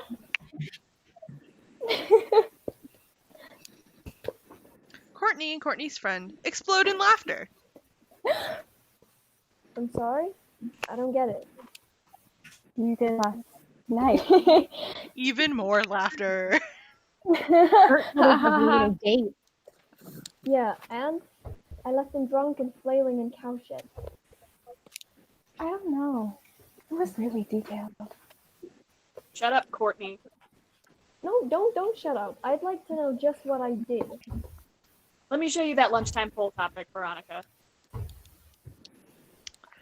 In the hallway outside the workshop, Peter tells Veronica. I rarely listen to Neanderthals like Kurt Kelly, but he said you were bent over like a coffee table with Kurt going in one end and Ram coming in the other. Pardon the pun. Pardon the pun. Son of a bitch. Dizzy, Veronica hands a clump of dollar bills to Peter. Thanks, Pete. To the famine fund. Peter cheerfully pockets the cash as Veronica drifts off. In the interior of Veronica's bedroom, Veronica arousingly speaks into her phone. Hi, Kurt. This is Veronica Sawyer. I didn't expect you to be calling either. I guess my emotions took over. I was wondering if you wanted all those things you've been saying to really happen. It's always been a fantasy of mine to have 2 guys at once. Sure, you can write some else for them. Revealed to be lounging on her bed, JD laughs out loud. Veronica throws a book at him. That's right, tonight. In the woods behind the school. Don't forget Ram. And now the interior of the Kelly kitchen. Kurt hangs up with an amazed expression on his face. Women. Felt that. Veronica's bedroom. Veronica and JD load guns on Veronica's bed. Veronica breaks into a laugh. I don't get the point of me writing a suicide note when we'll just be shooting them with blanks. Get crucial. We won't be using blanks this time. You can't be serious. Hey, listen, my Bonnie and Clyde days are over. Veronica drops her gun in revulsion and launches off her bed. With a patient smile, JD pulls her back down. You take German? French. JD flicks open his gun and pulls a bullet from the chamber. These are Ich Lüge bullets. My grandfather snared a shitload of them in WW2. They're like tranquilizers, only they break the surface of the skin enough to cause a little blood, not any real harm. So it looks like the person's been shot and killed when they're really just unconscious and bleeding? JD nods, then stands to pace the room, his mind whirring. We shoot Kurt and Ram, make it look like they shot each other. By the time Kurt and Ram gain consciousness, they'll be the laughing stocks of the school. The note's the punchline. How'd it turn out? Veronica clumsily extracts the note from her purse.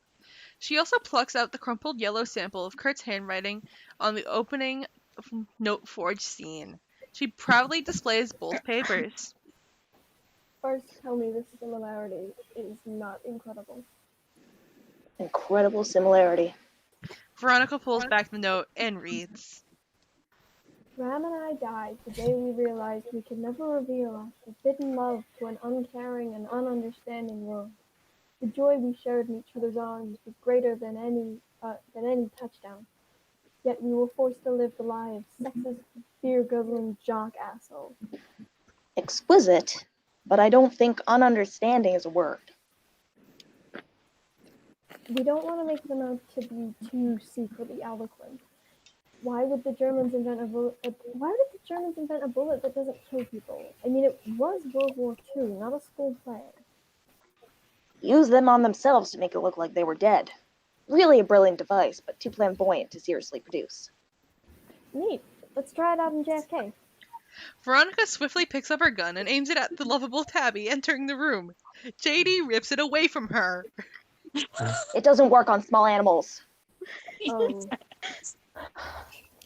Well, hey, let's take a look at the homosexual artifacts I dug up. Now, prepare to be a little disappointed. JD lifts up a feminine shopping bag and gently dumps the contents onto the bed.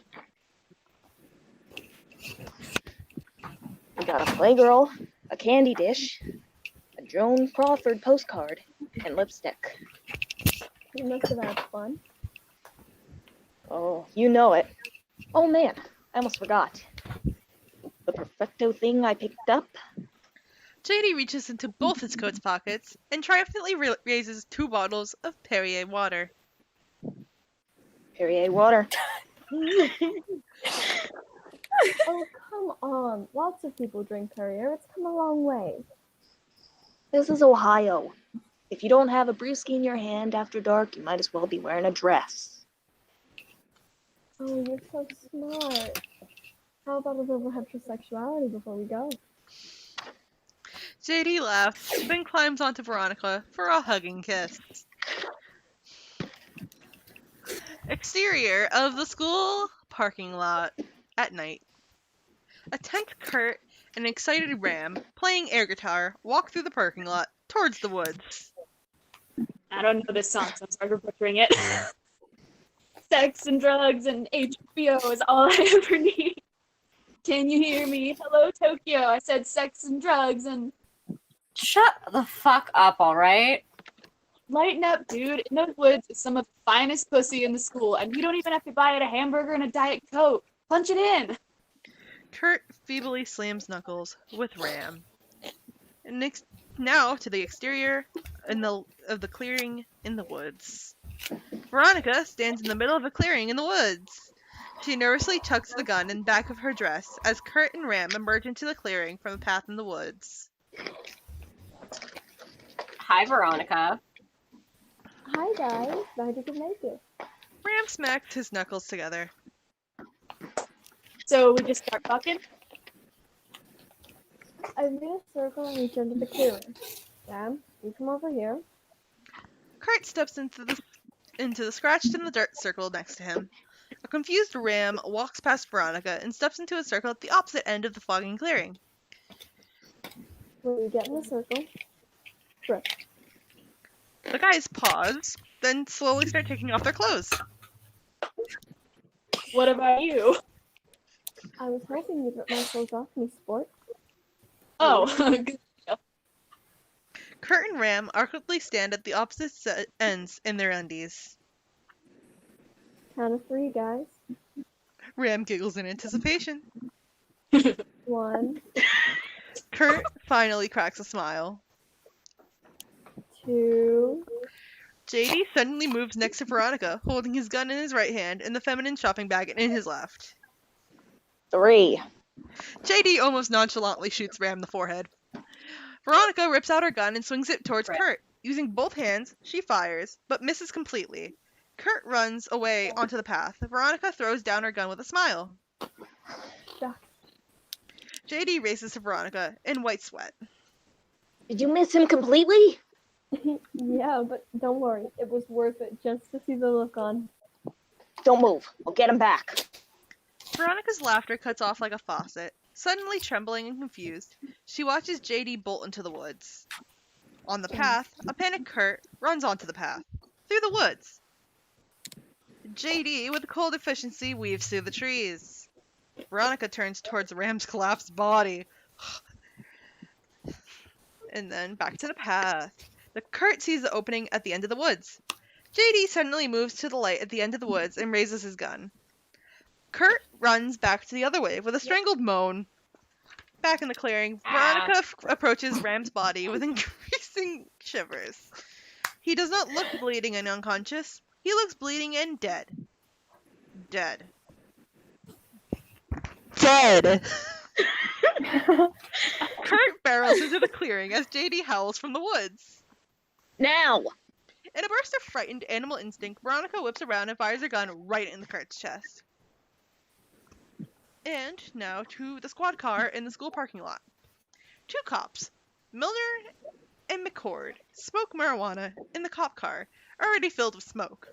After a coughing fit, Milner shouts. I heard it that time. What? Another gunshot from the woods. Shit, let's roll. The two officers explode out of the car. Back to the clearing, JD puts his gun in Ram's right hand, while Veronica zombie-esquely does the same with Kurt and her gun. Kurt doesn't look too good. Remember, he's left-handed. A quivering Veronica puts the gun in Kurt's left hand.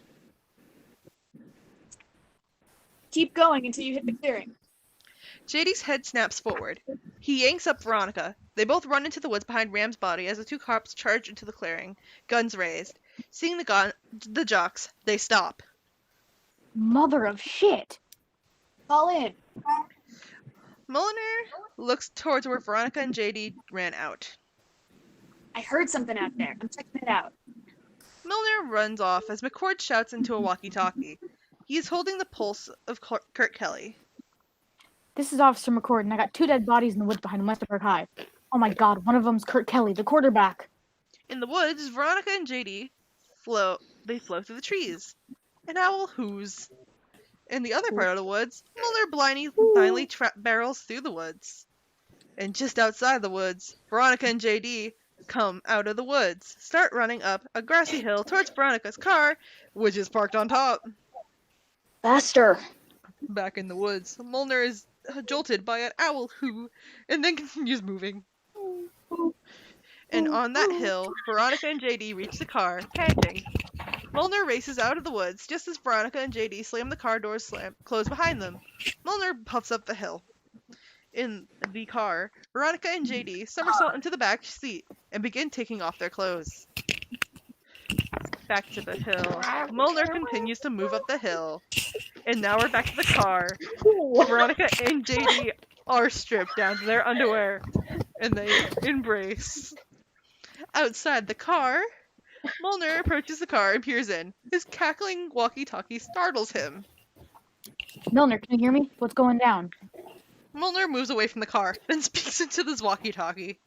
I think what I heard was just a stinking owl. All I got is two kids making out in the backseat of a car. Should I pry them apart? Forget it. I got all the answers. Back here, partner. And in the car, seeing the cops move away, Veronica and JD stop kissing. They catch their breath, smile, and then continue passionately necking. In the clearing, Milner runs back into the clearing. What's the deal? Suicide. Double suicide. They shot each other. That's Kurt Kelly. Yeah, and the linebacker, Ram Sweeney. Oh my god, suicide? Why? Does this answer your question? I don't have anything. McCord reaches into the feminine shopping bag and pulls out the bottles of Perrier water. Oh man, they were gay? Listen up. You could never reveal forbidden love to an uncaring and ununderstanding world.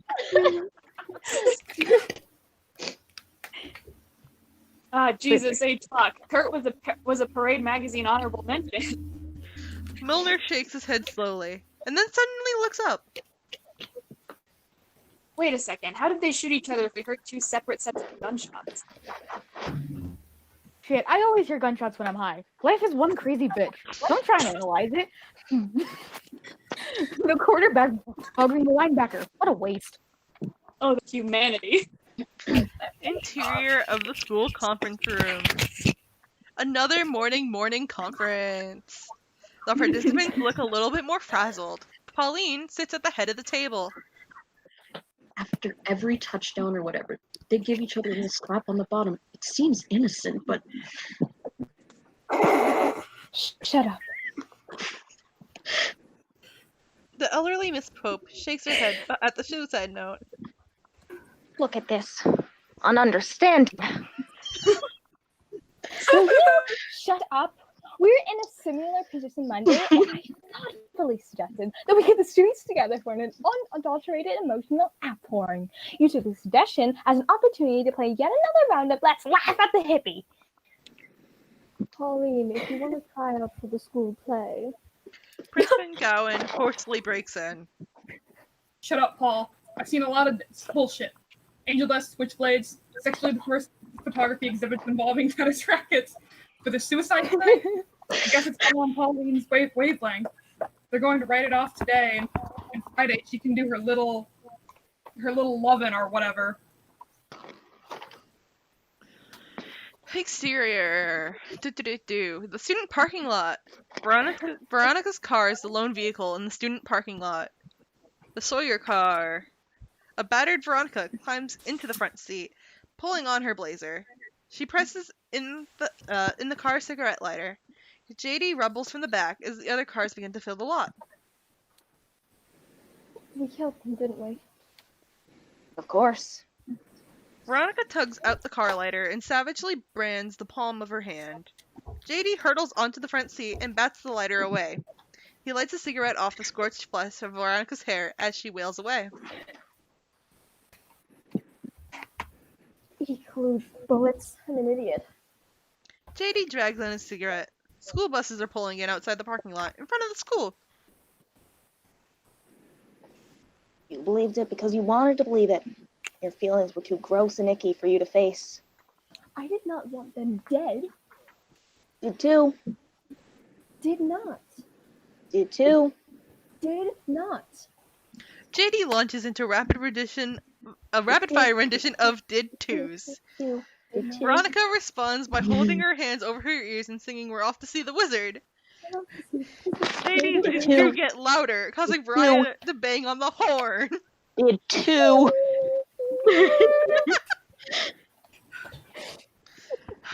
In the parking lot, Heather Duke and a vegged-out Heather McNamara stop sauntering through the parking lot to contemplate Veronica's hiccuping car and its sparring occupants. Oh, young love. The squealing girl bounds up to the Heathers. Did you hear? School's canceled today because Kurt and Ram killed themselves in a repressed homosexual suicide pact. No way. Back to the Sawyer car. JD pulls Veronica off the horn and warmly places an unlit cigarette in her mouth. As she speaks, Veronica wearily takes the cigarette from her mouth and puts it in her blazer pocket. Football season's over, Veronica. Kurt and Ram had nothing to offer to school but date rapes and AIDS jokes. Sure. Can we make a nice run before the funeral? Students head back to their cars, and the buses pull back out. Cut to the exterior of the cemetery grounds. A typically John Wayne-esque jock's father type, Mr. Kelly, stands over his son's open grave. Mr. Frost and a seated mixture of adults and students watch on. If there's any way you can hear me, Kurt, buddy, I don't care if you really were some pansy. You're my flesh and blood. You made me proud. I love my homosexual son. My son's gay and I love him. In dark sunglasses, Veronica wearily leans over to JD. Your son's dead, and you love him. How do you think Mr. Kelly would react to a son with a limp wrist with a pulse? They quietly laugh. Veronica sees a little girl staring at her. She's wearing Kurt's football jersey, and her face is soaked in tears. Veronica's smile turns into a nauseated grimace. Cut 2. The Sawyer living room. At night. Still in stylish funeral garb and dark sunglasses, Veronica collapses onto her couch, splaying next to her mom. The Sawyer TV flashes against Veronica's shades. How was the funeral? Superb. A young statuesque blonde appears on screen. A super reading Whitney James WETC commentary flashes on. It looks like the teen suicide epidemic has hit home in Sherwood. A death toll at Westerberg High rockets to 3. A shiny number 3 flashes on and off in the screen's corner. Heather Chandler, Kurt Kelly, and Rupert Ram Sweeney all had good looks and popularity. There's one thing they didn't have: values, ambition, and hope. That's 3 things. It rained every day of my Maui vacation, but hey, I didn't kill myself. I'm Whitney James. Commentary. The camera pans to an affable anchorman. Thanks, Whitney. But I hate to say it. It looks like you brought that rainy weather back with you. Tomorrow's forecast calls for... Cut to the interior of Veronica's bedroom. Veronica lies on the floor next to a vodka bottle. She drinks out of a Dixie cup as she talks on the phone. No, it's okay, JD. I just kind of wanted to talk.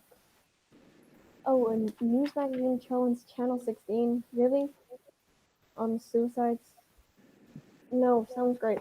Bye. Veronica hangs up and looks to her battered diary lying against the wall. She crawls to the diary and reaches up to her night table to pull down her monocle and a pen. She sucks a cup of vodka and begins writing.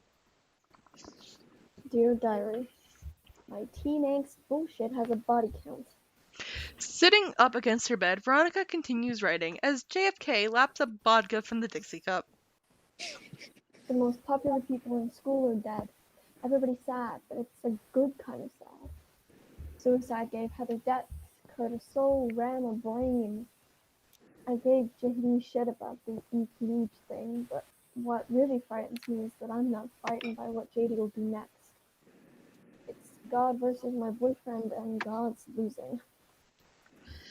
Veronica drops her head back and closes her eyes, popping out the monocle. She swoons down against the bed onto her floor and curls into a fetal slumber. Now, to the cafeteria. Students eat and buzz together in typical cacophony. All are wearing black armbands. A jukebox roars. Pauline Fleming and an entourage of students such as Peter Dawson and the Heathers invade the cafeteria, head raised high. Peter, kill the jukebox. As the jukebox amusingly grinds to a halt, Pauline hoists a bullhorn to her lips and crackles.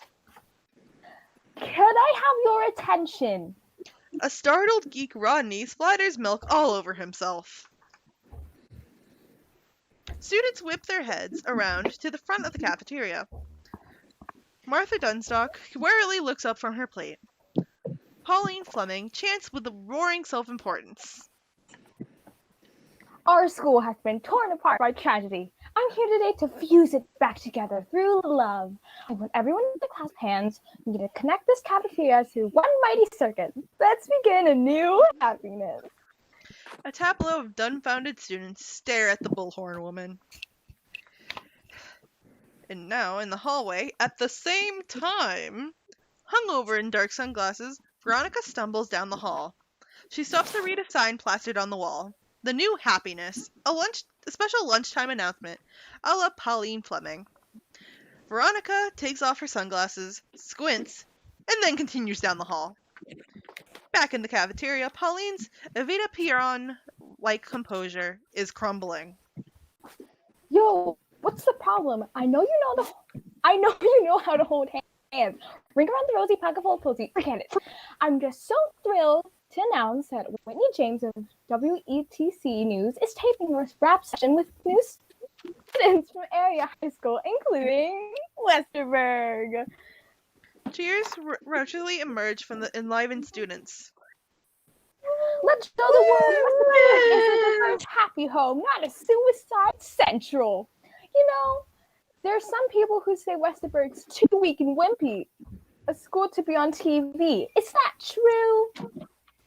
The students make loud, scattered rumblings of the word No. Pauline hungrily unbuttons her paisley blazer. No or hell no. Hell no. Frightened and flustered by the fanatic camaraderie around her, Martha, dumbstruck, quakes for a moment, then crawls underneath her table.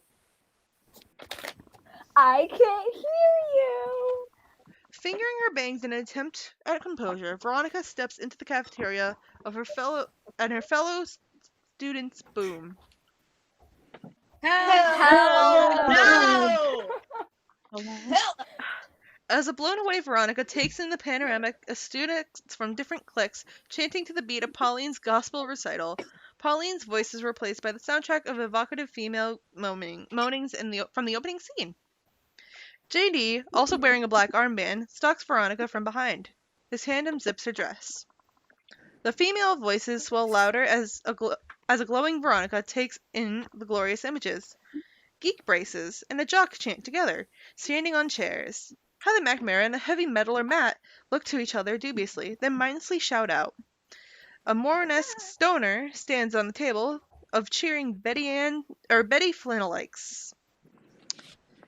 JD slides his hand through the opening of Veronica's dress. The female voice is cut off as a spell over Veronica breaks. She swings her elbow into JD's stomach. Can you see this as a special moment? I was just making it more special. Veronica, there you are. Veronica spins to an electric Pauline Fleming glistening in the mouth of the cafeteria, flanked by Heather Duke and Peter Dawson. You people are in charge of getting delicacies. Very critique in school to be on Whitney James Teenage Suicide Prevention special. Let's be able to say we are one of who put peer pressure out to the pasture. JD looks out through the cafeteria. He sees Martha poke her head out from beneath the lunch table, then dart back on her. JD moves away from the chattering group. Westerberg, a happy family? I'm sure you'll work something out. Don't worry. We'll work something out.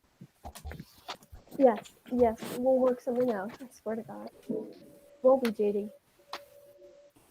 JD? Now, cut over to Martha Dunstock's table. Martha slithers from under the table up into her seat and head down, trying to finish off a bowl of soup. She slowly looks up and freezes. JD is revealed to be seated across from her, behind his Rebel Without a Cause lunchbox. He smiles warmly. Greetings and salutations. Cut to the interior of JD's living room. Veronica beams and babbles over the room while on the couch. JD restlessly works on his channel changer. You should have stuck around, right? Miss Fleming wants to redefine the high school experience. She wants to ignore the high school experience. Our way's better. We scare people into not being assholes. Don't even talk about that stuff. JD comically cups his hand together to holler. Oh, you mean the time you blew Bert Kelly's ass away?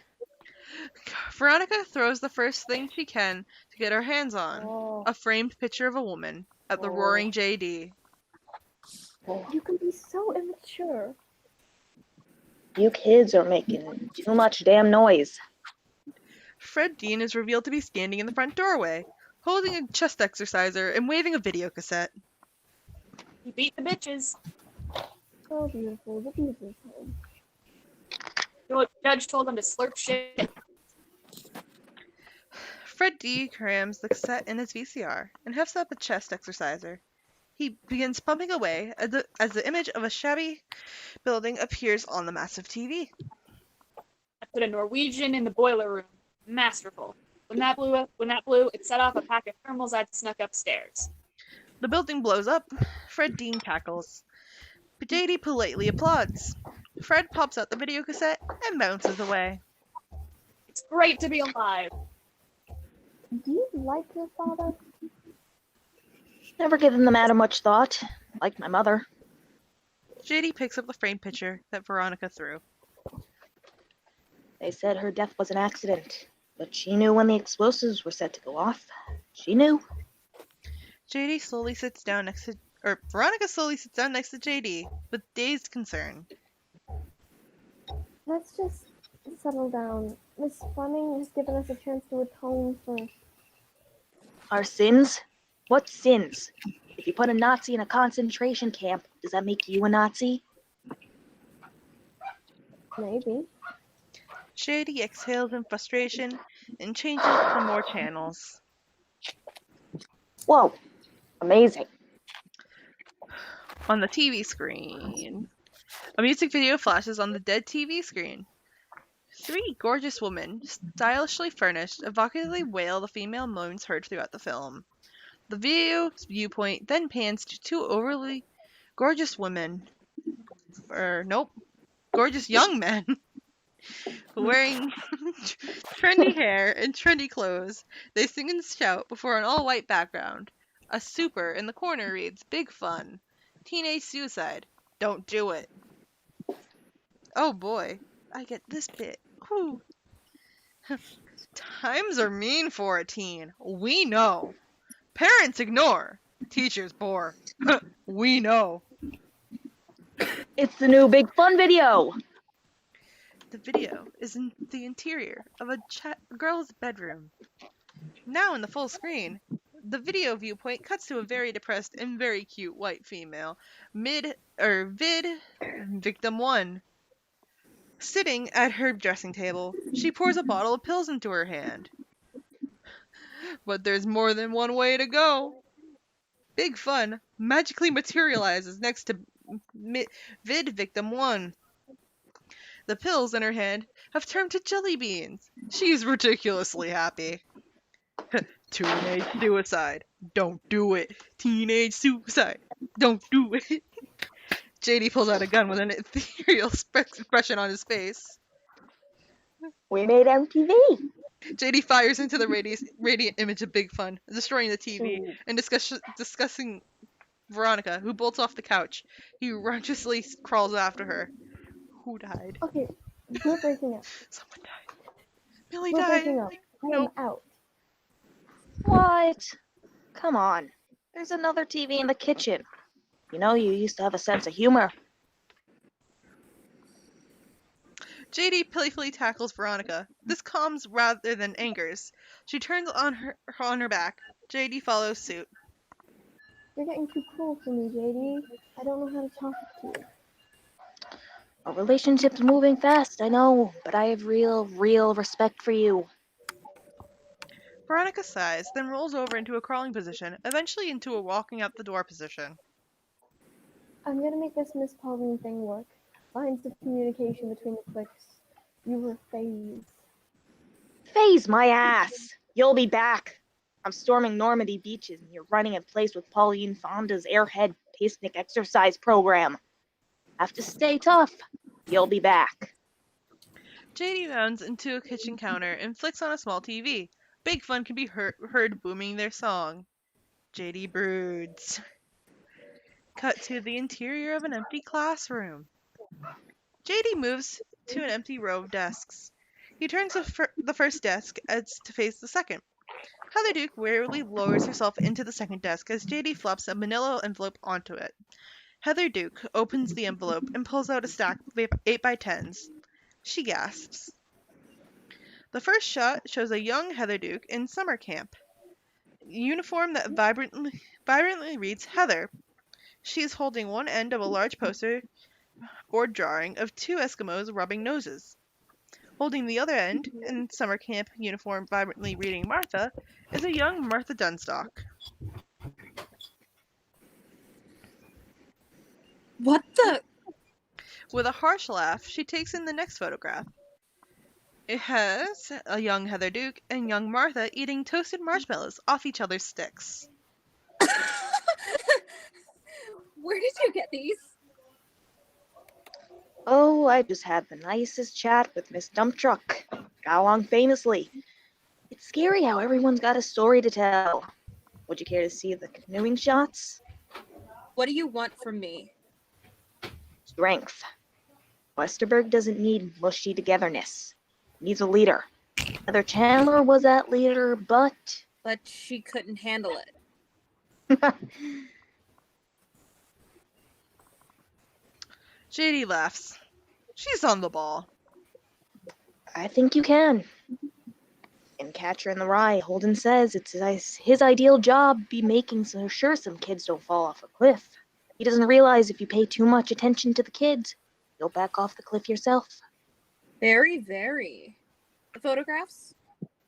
Don't worry. I'll ask you to do me a favor. You'll get the negatives and everything back then. JD launches away from his desk with a grin. He places a red ribbon on Heather Duke's desk. In the meantime, strength. And hey, there's a little gift. Cut to the interior of the girls' bathroom. A spooked Heather Duke splashes of water on her face and looks up into the mirror. In a trance, she pulls her hair back, Heather Chandler pattern, and ties it with the ribbon JD gave her. A Betty Finnell-like moves up to the sink beside her. Two chic babes enter the bathroom with pouting expressions. Seemingly in a trance, Heather Duke bends over and wipes off her wet hands, using the oblivious Betty Finnell-like dress. Heather Duke winks to the now giggling chick babes and saunters off. Heather Duke bursts through the bathroom door, to wickedly strut down the hall. She scowls and smiles in perfect Heather Chandler fashion to various passerbys. Veronica genially lobbies Earl Fraser. Well, let me get it clear, Veronica. You want yourself a sweet homeboy for this TV show so you can show everybody what a loose, Martin lover, Cosby-loving place Westerberg is? Something like that. Will you do it? Damn, you're a shrewd run. Shrewd. I just want to show different kinds of people can get together, and it doesn't have to be Vietnam. You don't get treated badly here, do you? I don't get treated at all, but hey, don't worry about it. I'll do your thing. It'll give my mom a smile. Veronica hands him a guest pass tag. Things are gonna change, Earl. Uh-huh. Heather Duke impishly blinds Veronica with her hands. Guess who? Heather? Heather Duke lets go with a small smile. Veronica turns to face her Heather Chandler-looking friend, and her smile dies. Veronica violently pushes Heather Duke away and storms off. Interior of Veronica's bedroom at night. Eehoo. Lying on the floor, Veronica concentrates on her phone. With a deep sigh, she pushes buttons out a number. She pauses, then... Ouch. The machine's got the most obnoxious beep. Heather, I'm sorry. Cut to the interior of Heather Duke's bedroom. Veronica's voice drones through the Heather Duke's answering machine. I'm just calling to say you can wear your hair any way you want to. Yep. A male hand picks up the phone. It's college boy David. Hey, Veronica Sawyer, barf on anybody's carpet lately? Veronica cringes. Is this David? Heather's David? What are you doing?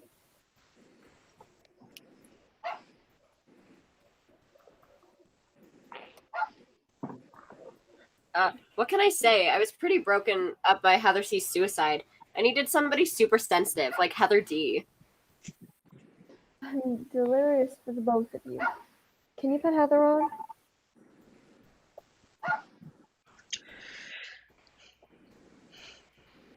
Oh god, I can't. My body just died for a second. David proudly looks down, off screen, to his lap. She can't really talk right now. Back to Veronica's bedroom. Veronica slams down the receiver and pulls up a sleek leather address book. She severely scans through it. Tossing it away, Veronica then descends into the sundry junk of her night table drawer, then pulls up another address book. This one's frayed and pink polka dotted. She peruses it and dials. Hello, Betty. Cut to the Sawyer backyard. Betty Finn hits her ball through a wicket and squeals in delight. Veronica has a motherly smile on her face. I don't believe it. I'm winning. Don't get cocky, girl. Betty bends down to shoot, then raises her body back up. I missed you. I know I'm not as exciting as your other friends. That's bullshit. Just shoot. Betty once again bends and raises. Ronnie, I'm still a virgin.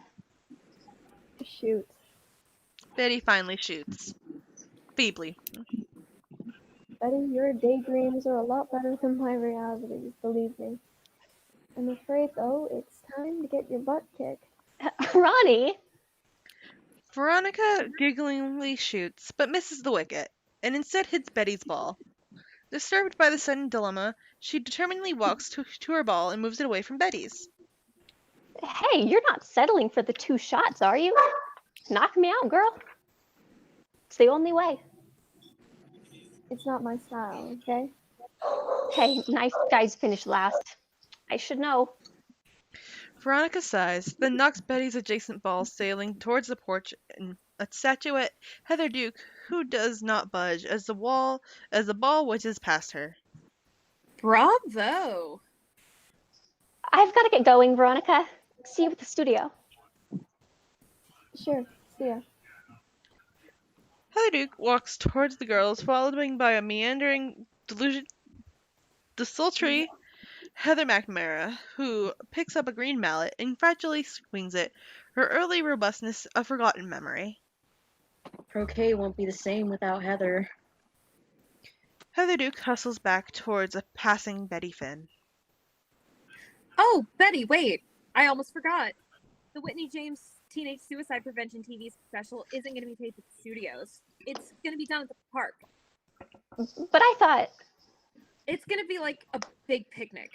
Bring some potato salad. Hey, I'm red.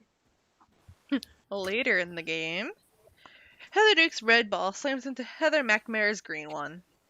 Shit. So, did you call people to tell them how to get to the studio tonight? Heather Duke savagely sends Heather McNamara's ball into the flower bed. Back off. I called everyone, even that stoner slut. Felt like giving my phone a bath. I told Betty just now. Damn. Heather Duke's shot swerves into the wide of the wicket. You're so polluted, talking down to people, making fake notes. Veronica blows her shot.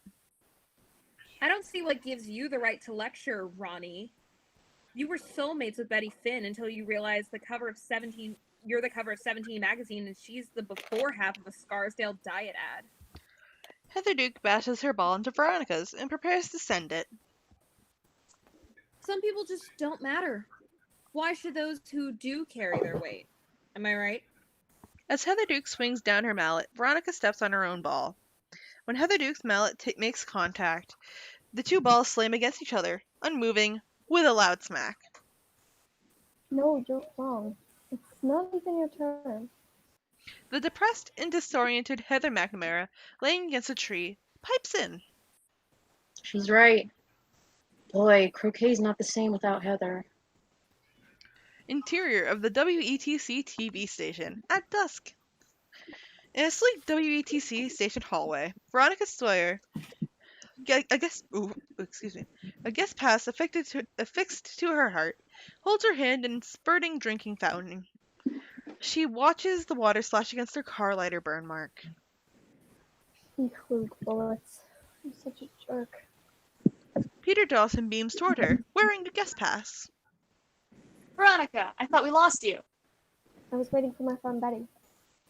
Veronica looks at her watch and joins Peter's march down the hall. Teens talking it out on TV. Would it be pretentious of me to attach a video cassette of the show on my Princeton application? Shucks, that's a great idea, Pete. They burst through the studio double doors.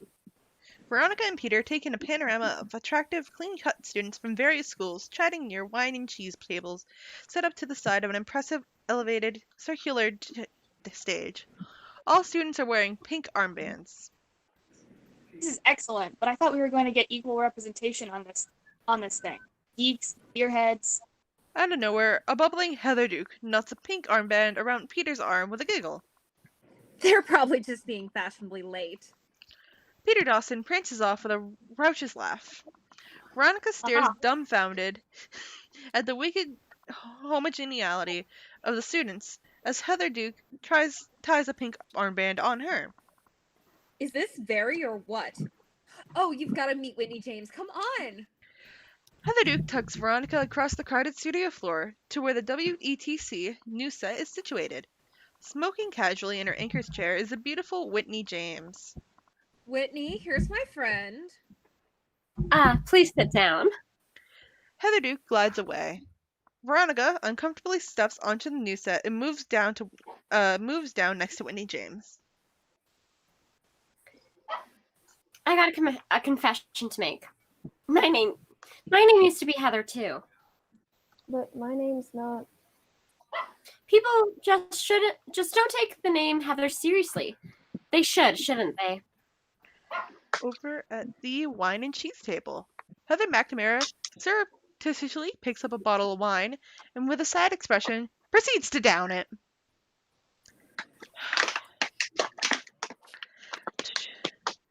On the news set, Veronica apologizes to a blissfully oblivious Whitney James. I'm so sorry. I was led to believe there were going to be different kinds of social and psychological types at this gathering. Oh, I was scared of the same thing, Heather. The minute you try to deal with the actual teenagers who have contemplated suicide, you're stepping into quicksand. Quicksand filled with bad complexions, bad grades, bad parents, bad drugs, and all sort of duty nobody wants to hear, let alone bend down to clean up.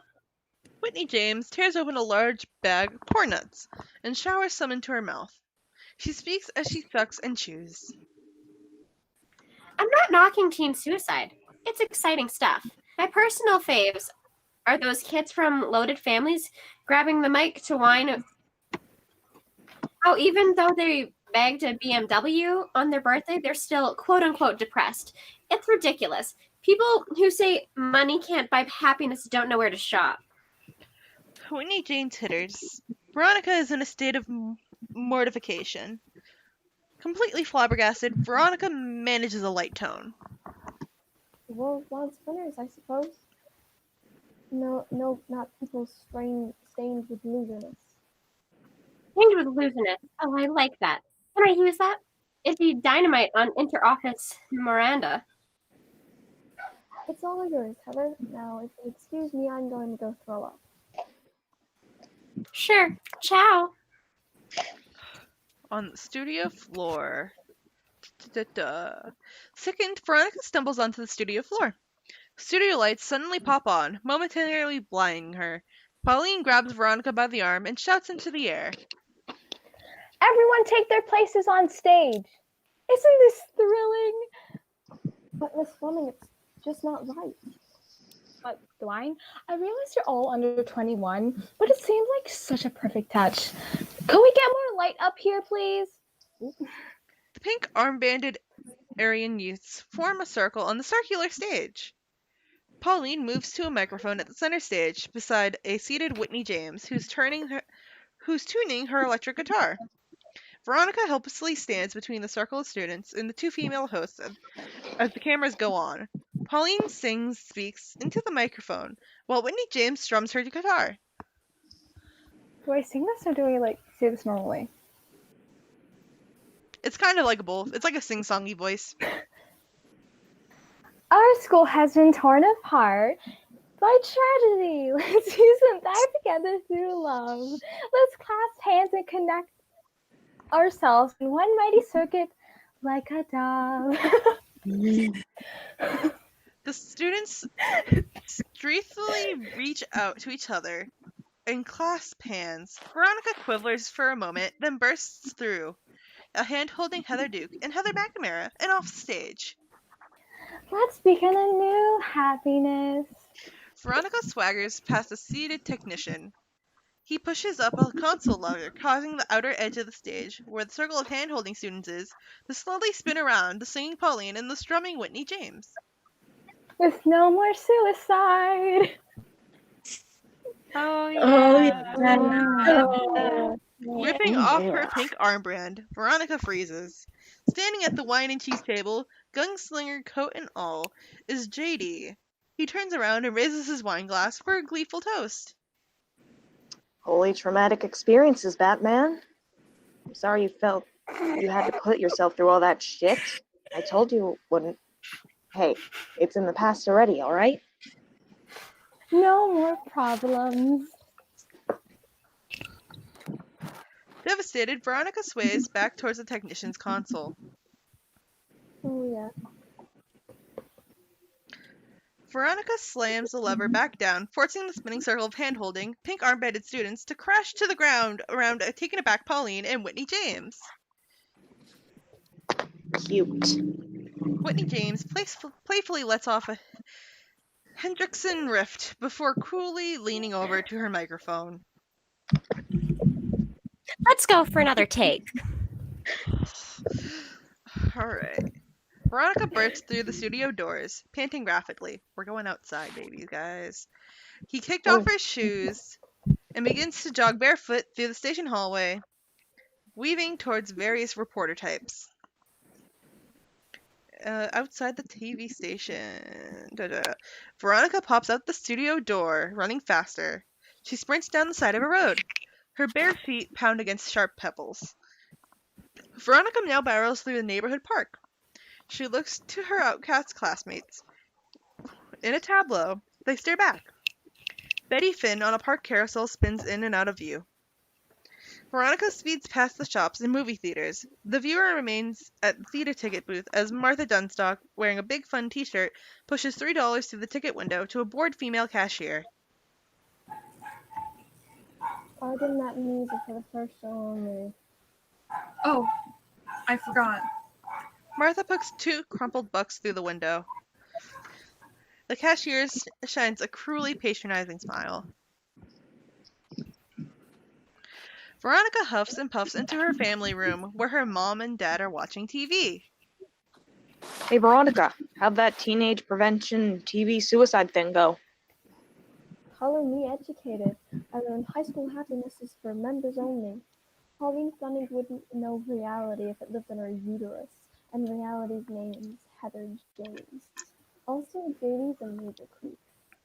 I don't know what you're talking about, honey, but it can wait a bit. We're watching a special program on teen problems. Veronica half bitterly laughs at the irony.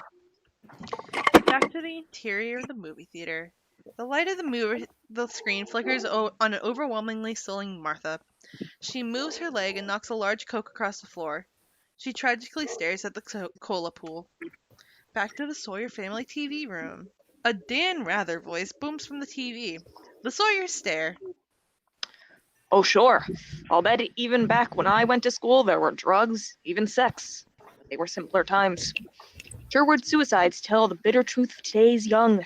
What a waste. Oh. Veronica snaps off the TV. Turn that back on! This condescending junk made suicide seem like a cool thing to do. Hey kids, make your parents and teachers feel like shit. Get the respect and death you'll never get in life. If we're not going to watch that program, can I put on the game? Are you trying to tell me it's not a troubled time for the nation's youth? Everybody cares for youth, but nobody cares about Joey Blow. When that news reporter gets home, he'll scream at his son for not mowing the lawn in the right pattern. I'm lost. You don't get enough attention. You get too much attention. What is it? Where are your shoes? All we want is to be treated like human beings, not like guinea pigs to be experimented on, and not like bunny rabbits to be patronized. I don't patronize bunny rabbits. Treated like human beings? Is that what you said, Little Miss Voice of Generation? How do you think adults act with other adults? You'll think it's just doubles. You think it's all just doubles tennis. Adults can be horrible to other adults. When teenagers complain they want to be treated like human beings, it's usually because they are being treated like human beings. Veronica leans against the wall with a melancholy smile. Guess I picked the wrong time to be a human being. Mom is embarrassed for getting so involved. She meekly gestures to a tray of pate with a compassionate smile. You live. Want some pate? Heather Duke suddenly breezes into the room. Hi, everyone. Door was open. Veronica, you missed it. Pauline and Whitney James were up there doing suicide rap when the cops came in and announced that Martha Dump Truck tried to buy the farm. She gave the ticket girl at the Colfax Theater a suicide note, and then belly flopped in front of a car. Is she dead? That's the punchline. She's still alive, in stable condition. Another case of geek trying to imitate the popular people and failing miserably. Is that pate? Veronica slaps Heather Duke in the face. Cut to Veronica's bedroom at night. Heather Duke paces the room holding an ice pack to her jaw. Veronica is on the ground, wiping off her bloodied feet. I said I was sorry. You are out of control.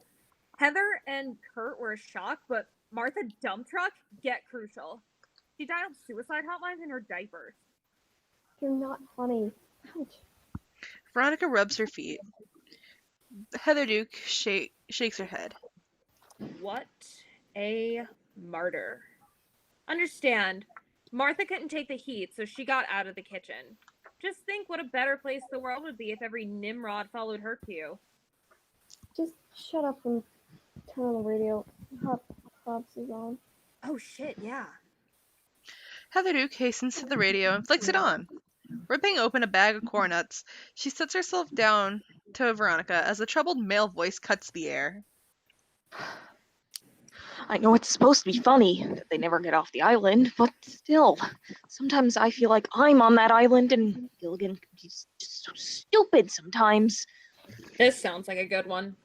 Interior of the radio booth. A slob DJ cackles into a WETC conference call type box. Dude, you gotta remember, if it wasn't for the courage of the fearless crew, the minnow would be lost. The minnow would be lost! Next call. But Skipper hates me. The DJ rudely clicks off the troubled male voice.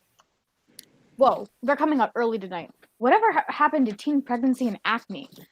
You've got the dog head here on W, etc., and you're listening to Hot Probs? Who am I talking to? The interior of Heather McNamara's bedroom. Do. Heather McNamara is sitting shamefully on her bedroom floor, talking on the phone through her radio. A dim Minnie Mouse lamp provides the room's only light. My name is Heather. I mean, not Heather. Heather McNamara looks up at a Madonna poster on the wall. It's Madonna. Jeez, no, not that. Heather McNamara looks up at her Minnie Mouse lamp.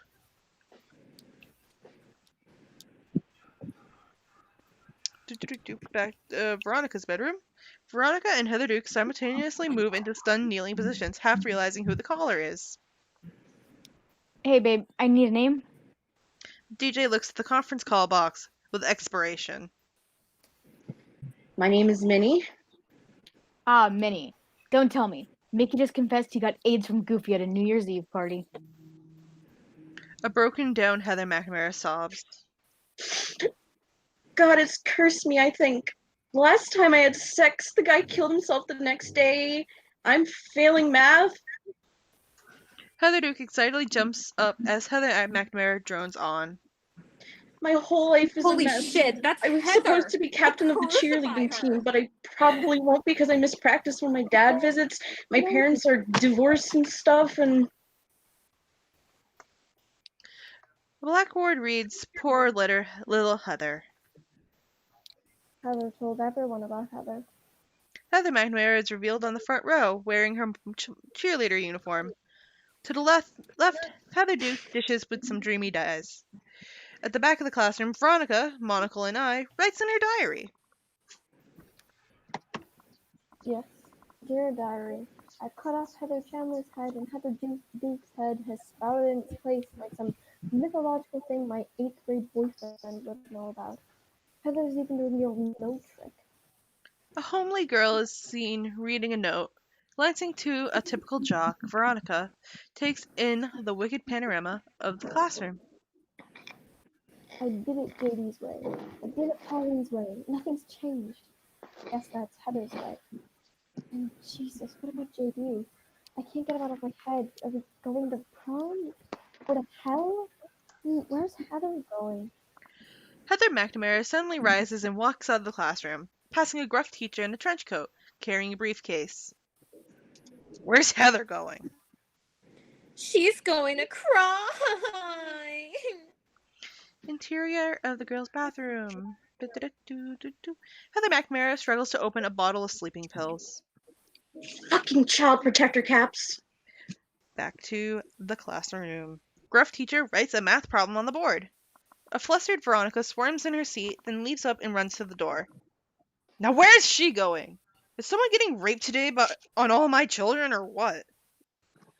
Back to the bathroom. The bottle is smashed open. A palm full of pills is poured out. Veronica races down the hall.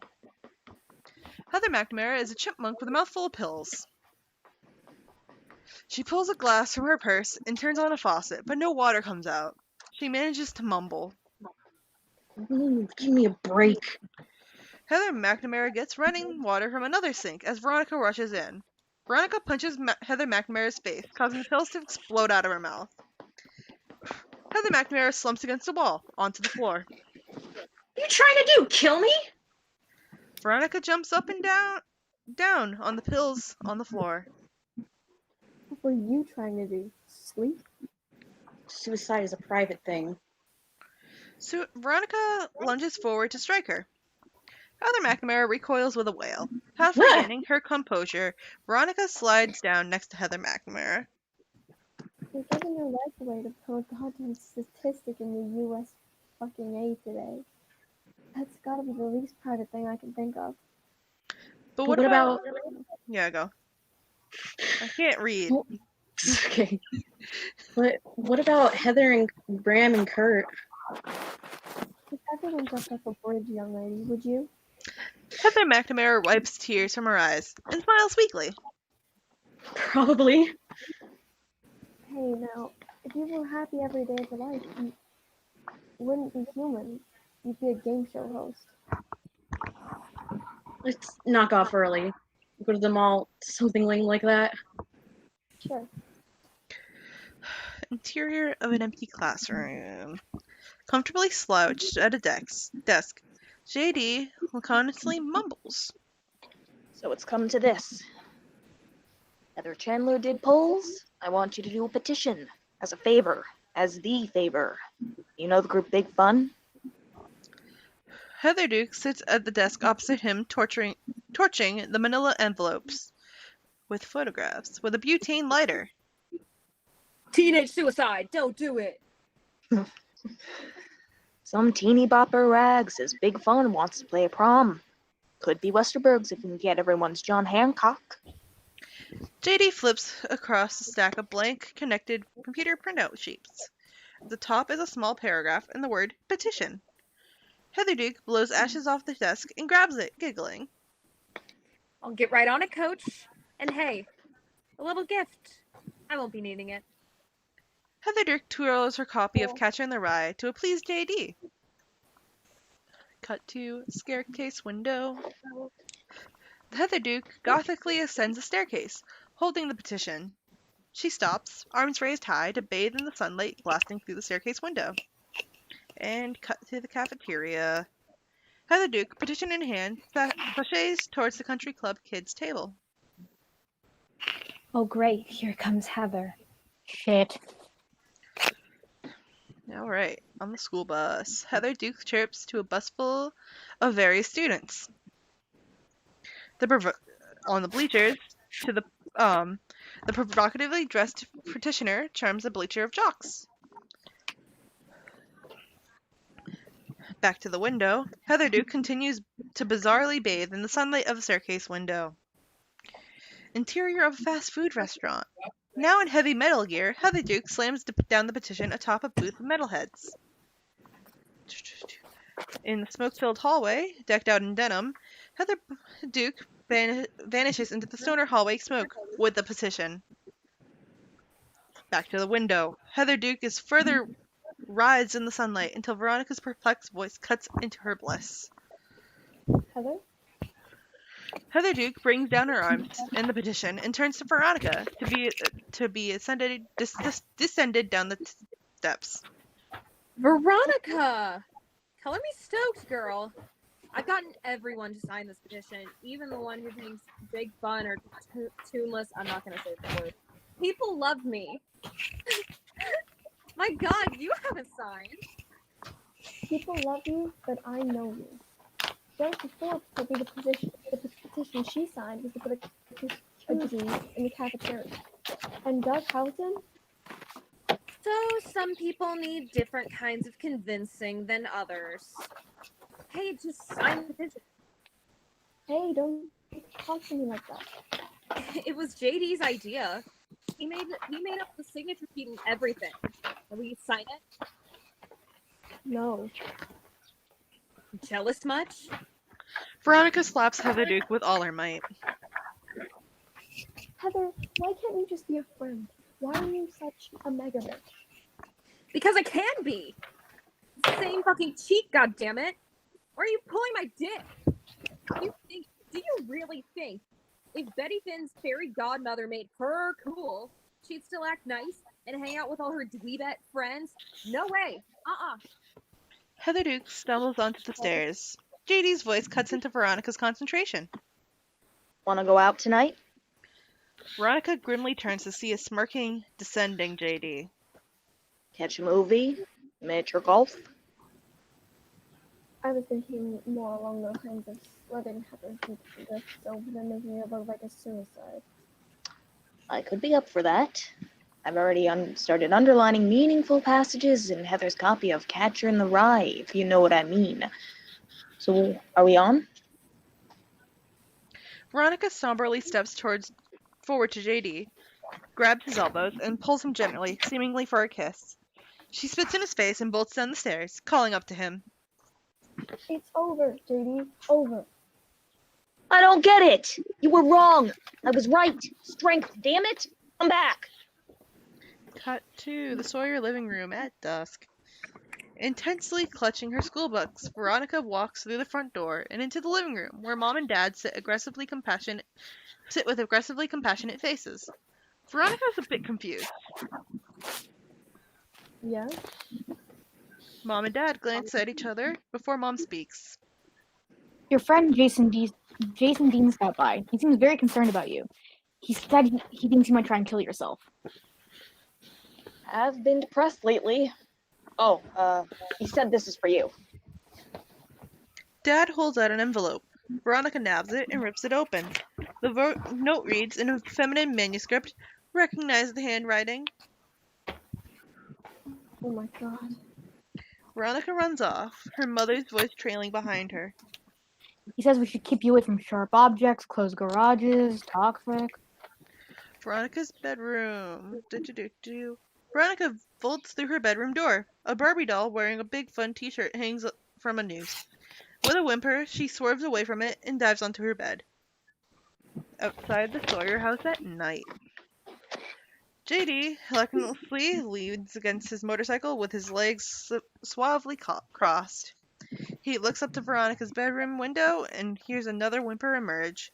He puts a cigarette in his mouth and lights it with a smile.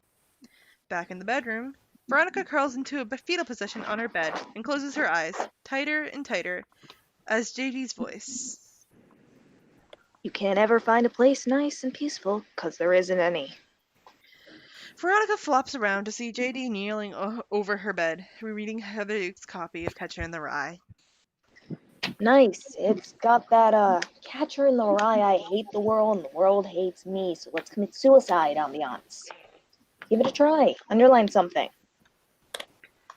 JD giddily underlines words, then slides into a prone position, tossing the book to an enraged Veronica. Get off my bed, you sick psycho. You think you're a rebel. You're not a rebel. You're a sick psycho. Do you think you're a rebel? Do you think you're a rebel? I want to know. You say tomato, I say tomato. Let's call the whole thing off. Hold it. Veronica freezes, and JD reaches to her hand, where she holds Catcher in the Rye. Her index finger is curled into the book. Sitting up, JD carefully opens the book that she at that place and peers in. Look at that. Eskimo. One word. I love it. I usually go for the whole sentence myself, but hey, this is perfecto. Eskimo. So mysterious. Wait, you're not listening. I'm not on your side. JD obliviously underlines the word and then pulls the flailing Veronica up like an enthusiastic camp counselor. Interior of the kitchen at night. The kitchen at night. The sound of a lock being jimmied is heard moments before Veronica and JD burst through the door. JD moves to the dishwasher and opens it like a burglar opening a safe. You're still not listening. I'm not. Nag, nag, nag, nag, nag! This knife is filthy. What in the hell do you think I'm doing? Taking out her tonsils? I think I know Heather a bit better than you are, okay? If she was going to settle this, the knife would be absolutely spotless. JD grabs a dish towel and vigorously wipes off the knife. How's this? You see your fucking reflection? She can, and so can the viewer. Tears well in Veronica's eyes. She begins to shudder, a shattered smile quaking on her face. Or someone else who's in the right place. That person could be me. Ha! There's only one of us who knows Heather's handwriting, and if you think I'm doing another suicide note... You don't get it, do you? Society nods its head at any horror the American teenager can bring upon itself. We don't need gloves. And does anyone really care about exact writing? JD tears his glove off with a giggle. He takes the pen from the kitchen counter and paper from the cutesy memo pad. He shoves the pen in Veronica's hand, and grabbing her hand, forces her to scribble "Life sucks" on the paper. Perfecto. And I've even got a markup Catcher in the Rye. What else does a suicide need? JD pulls out the copy of Catcher in the Rye and opens the door, revealing Heather Duke, asleep in an artful pose on the couch, MTV images from the TV flashing against her. Now, if you'll excuse me... No! JD hops into the adjoining room and slams the door. Veronica races to the door wailing. She maniacally rattles the doorknob, trying to open the locked door. Interior of an anonymous TV. Oh. The sound of rattling doorknobs suddenly turns into the wild African music thundering on the soundtrack as Whitney James, in the TV screen, maniacally addresses the viewer. A shiny number 4 flashes on and off in the corner. Interior of the newspaper yearbook workshop. In speeded up imagery, Dennis, Peter, and the yearbook girl maneuver pictures of Heather Chandler, Kurt, Ram, and Heather Duke in mind-bogglingly countless ways in order to accommodate them all on the same 2-page layout. In front of the cafeteria, with even more sped up imagery, 4 students wearing "What a Waste, Oh the Humanity" t-shirts toss out tons of black armbands into a hungry crowd. At the funeral home, during the day, the wild African music and speeded up imagery slams to a halt at the sigh of Heather Duke lying serenely in a coffin. Father Frost, wearing dark sunglasses and a terrifying toupee, walks in front of her to address the sizable group of adults and students sitting in a fold-out chair before him. Father Frost dramatically looks over the crowd before finally speaking. Eskimo. Father Ripper lets the word hang in the air, then holds up the copy of Catcher in the Rye. Heather Duke underlined a lot of things in this copy of The Catcher in the Rye, but I believe the word Eskimo, underlined by itself, is the key to understanding Heather's pain. Veronica stands in the corner with an "oh bother" look on her face. On the surface, Heather Duke was a fictitious young lady we all knew her to be, but her soul was in Antarctica, freezing with the knowledge of the way fellow teenagers can be cruel. The way parents can be unresponsive. And as she writes so eloquently in her suicide note, the way life can suck. We all miss Sherwood's little Eskimo. Let's hope she's rubbing noses with Jesus. Heather Chandler moves next to Veronica, holding a plate of steaming spaghetti. She's wearing nerdy glasses and something that looks like an intergalactic person uniform. Is this turnout weak or what? I had at least 70 more people at my funeral.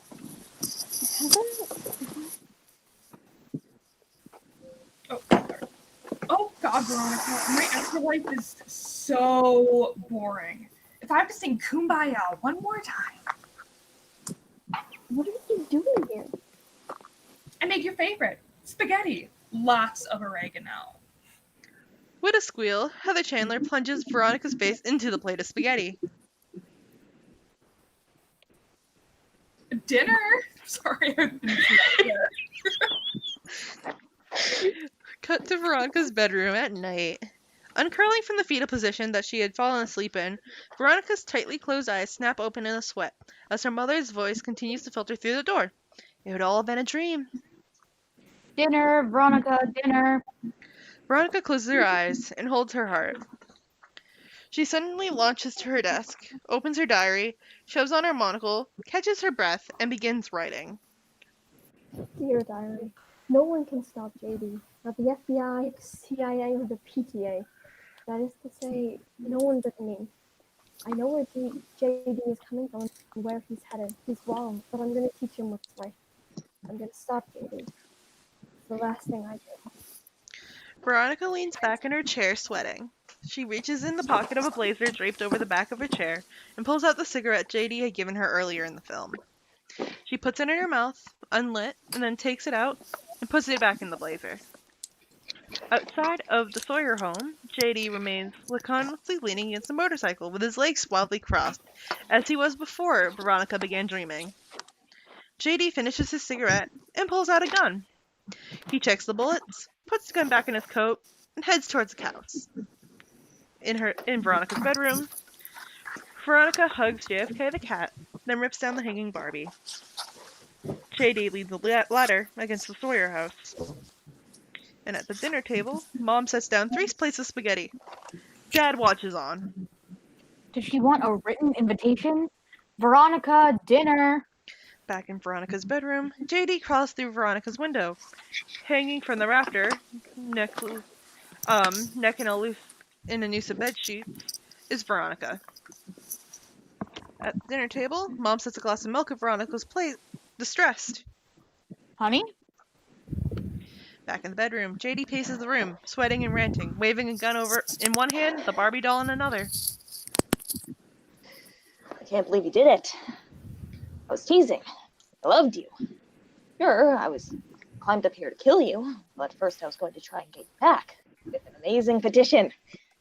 JD throws the gun on the bed and pulls from his coat the computer printout sheet petition, then savagely rolls it out on the floor. It is filled with signatures of different styles, sizes, and colors. JFK blinks. It's a shame you can't see what our fellow students really signed. JD flicks open a switchblade. He runs the blade beneath the typed paragraph at the top, causing it to peel off, revealing another typed paragraph. Listen, we, the students of Westbrook High, will die. Today, our burning bodies will be the ultimate protest to a society that degrades us. Fuck you all. Not that subtle, but neither blowing up school. Talk about your suicide pacts. When our school explodes tomorrow, it's going to be the kind of thing that affects a generation. A Woodstock for the 80s. Damn, we could have toasted marshmallows together. Honey, are you alright in there? JD swiftly picks up the petition and heads out the window. Mom enters the room and, seeing her hanging daughter, launches into frantic screams. Oh God, I knew it. No, I want my baby back. I should have let you keep the job at the mall. I was afraid of you coming home alone at night. Veronica opens her eyes. I made your favorite, spaghetti. Lots of oregano. Veronica undoes the noose around her neck, but still remains hanging for the rope, runs all the way down her back beneath her blazer, and is tied around her waist. She undoes the waist knot and lands on her bed. She quickly pulls a small pillow over the left-behind gun, unnoticed by her dazed mom. Mom. Why so tense? At the dinner table, montage music plays as Veronica rears up from her dinner plate to see her stone-cold-faced parents and her cat staring at her. In JD's bedroom, JD tools with the bomb at his desk. A knock on the door. JD turns down his stereo and the montage music. I need some help with my homework. Sorry, Tiger, I'm a little busy. JD turns back his stereo and the montage music. Alright, in front of Westerberg High, the montage music continues as the school buses arrive in front of the school. Students pour out. In the parking lot, students come out of their cars. In the hallway, typically hectic start of another day opening and slamming locker action. Veronica darts through the thoroughfare to her locker. A passing Pauline Fleming screeches to a halt, grabbing Veronica as she now chokes on some styrofoam cup of coffee. Veronica! JD told me you committed suicide last night. Where is he? Where is JD? We have to talk. Whether to kill yourself is one of the most important decisions to make that a teenager has to make. Get a job. Veronica storms away to her nearby locker. She swirls her locker combination and opens it. She glances down at the hall and freezes. In the distance, JD moves mechanically down the hallway, carrying a large gym bag, wearing a Walkman.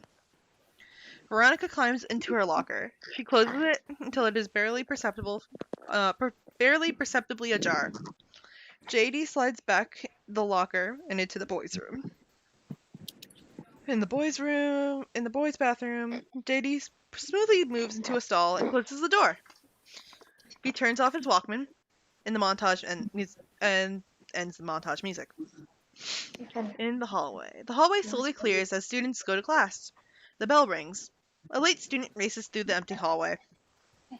Veronica carefully hatches out of her locker.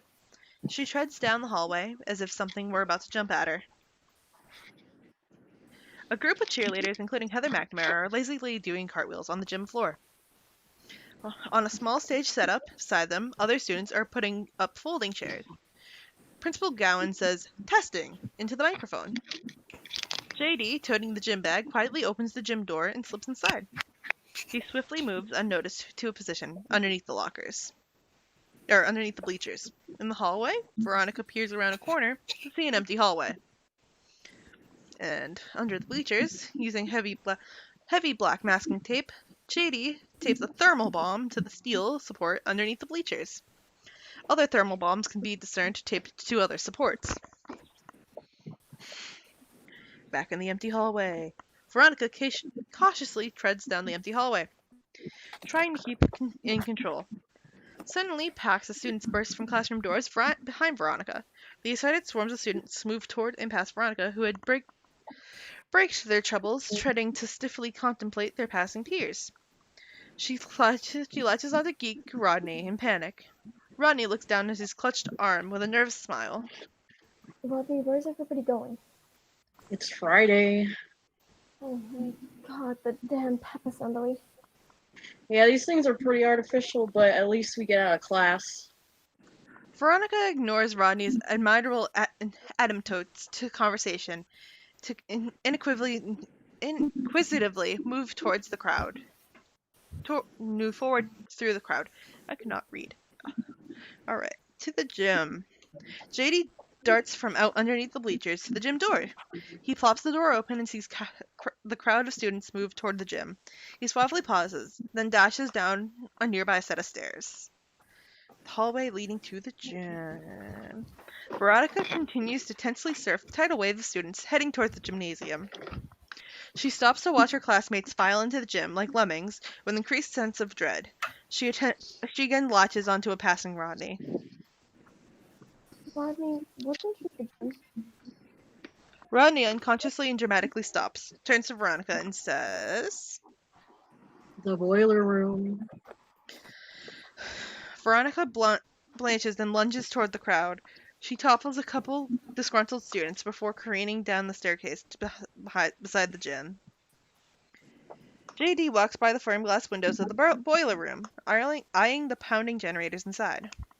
He stops at the heavy steel door. Placing down his gym bag, JD proceeds to swiftly pick the lock. He swings open the steel door. May I see your hall pass? JD wields around. A sweating Veronica moves toward him, pointing at the bedroom gun at him.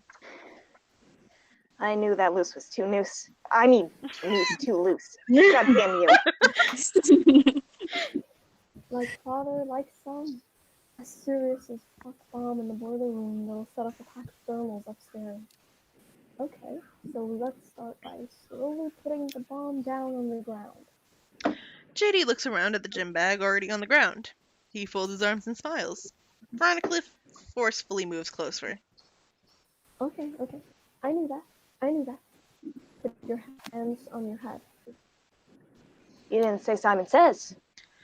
JD suddenly kicks out Veronica's stomach, doubling her over and causing her to drop the gun. JD gracefully retrieves it. Back in the gym, the prep assembly is in full swing with rowdy students in the bleachers, earthily shouting, giggling, cheerleaders making swaying pyramids, valiant band members struggling to be heard. Various jocks, including Earl, stand on the stage with Principal Gowan and a yearbook photographer flashes away. Back to the hallway in front of the boiler room. Veronica bends over, quivering and clutching her bruised ribs. JD raises the gun to her head. Live by the sword. Veronica swings her left arm, knocking JD's gun hand upward. She then sails her right fist into his face. The blow annoys him more than it hurts him, but JD's momentary loss of composure allows Veronica to come in with another, much harder right hook. The blow sends JD stumbling back against the boiler room, jarring the gun loose. They simultaneously lunge for the gun. Veronica, having better the grip, pulled so forcefully that after wrenching the gun free from JD, she loses control of it, flinging it down the hall. Veronica pops up to retrieve it, but JD moves his legs scissor style around her and trips her. Back to the prep assembly. The assembly mindlessly blares on. Cheerleader Heather McNamara rah-rah-rahs. Rah-rah-rah. Hell yeah. Rodney and the other geeks pass around a pair of opera glasses, all intensely scoping out the cheerleaders. A group of stoners toke away beneath the bleachers, one of them lackadaisically leaning against the thermal bomb. Back to the boiler room hallway.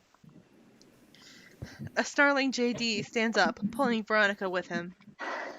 You think just 'cause you started this thing, you can end it? JD violently kisses/bites Veronica. While kissing, Veronica sees a fire alarm on the nearby wall. She closes her eyes, then savagely knees JD in the groin. Veronica bolts to the alarm and pulls it down. Nothing happens. JD gasps. You really didn't think I'd forget to disconnect the... Veronica rockets her body down and picks up the gun. JD grabs her and throws her against the steel boiler room door. A jostled Veronica raises the gun.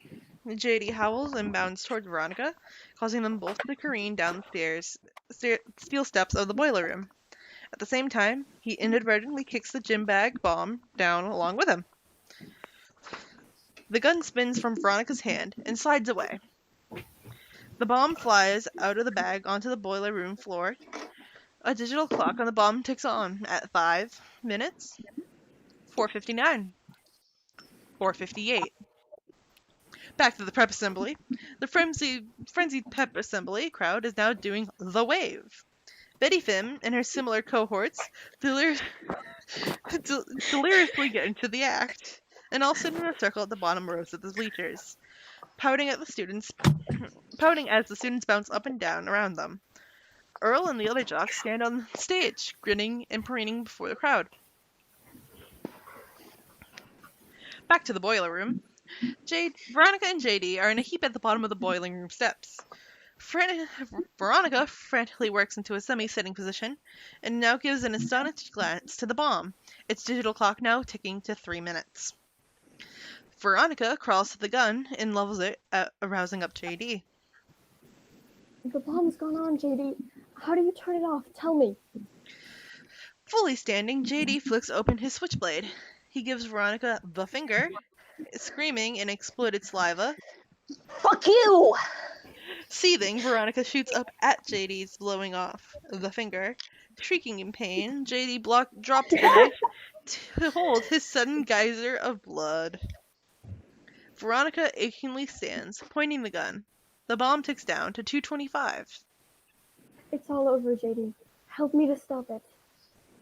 You want to wipe the slate clean as much as I do. Okay, so maybe I am killing everyone in the school because no one loves me. No purpose though, remember? Let's face it, the only place different social types can genuinely get along with each other is in heaven.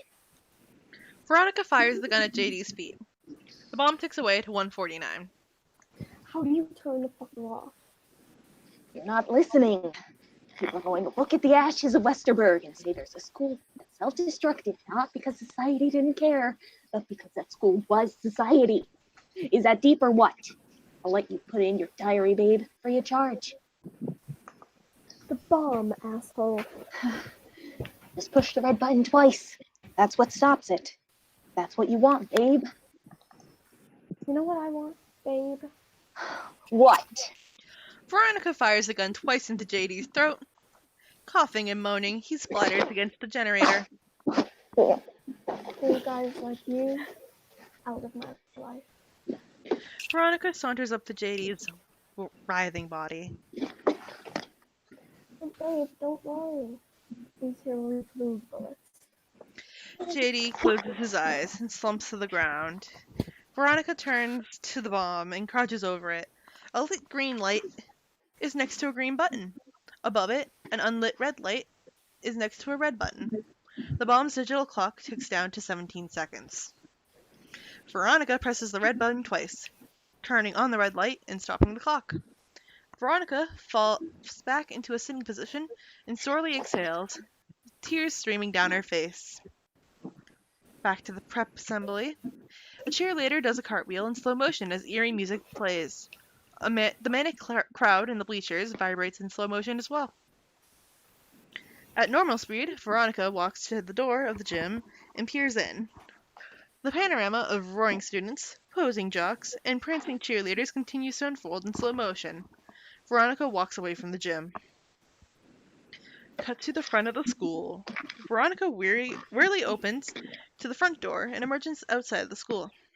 She closes her eyes to therapeutically bask in the sun's rays. A slight smile trembles onto her face. A strange voice kills it. Color me impressed.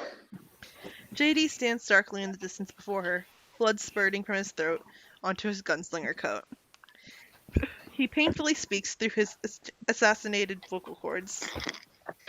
You really fucked me up, Veronica. I thought You've got power, Veronica. Power I didn't think you had. The slate is clean. JD pulls open the coat, revealing that the bomb is attached to his torso. The green light is on, and the clock says 10 seconds. 9 seconds. Pretend I did blow up the school. All the schools. Now that you're dead, what are you gonna do with your life? Veronica takes the unlit cigarette from her blazer pocket and puts it in her mouth. She then folds her arms. Perfecto. JD raises his arms in a crucifixion pose as the bomb clicks to 0. Nothing happens. An annoyed JD breaks out of a crucifixion stance and wraps the bomb with his palm. The sound of a bomb explosion plunges the cheering up and down prep assembly into chaos. Wailing students pour out of the bleachers, screaming less out of fear than a whoa dude's sense of excitement.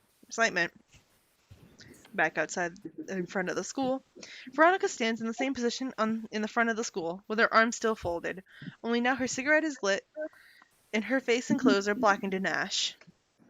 Flames flicker in the bushes behind her. Veronica drags on the cigarette and turns to go inside. Back into the front hallway.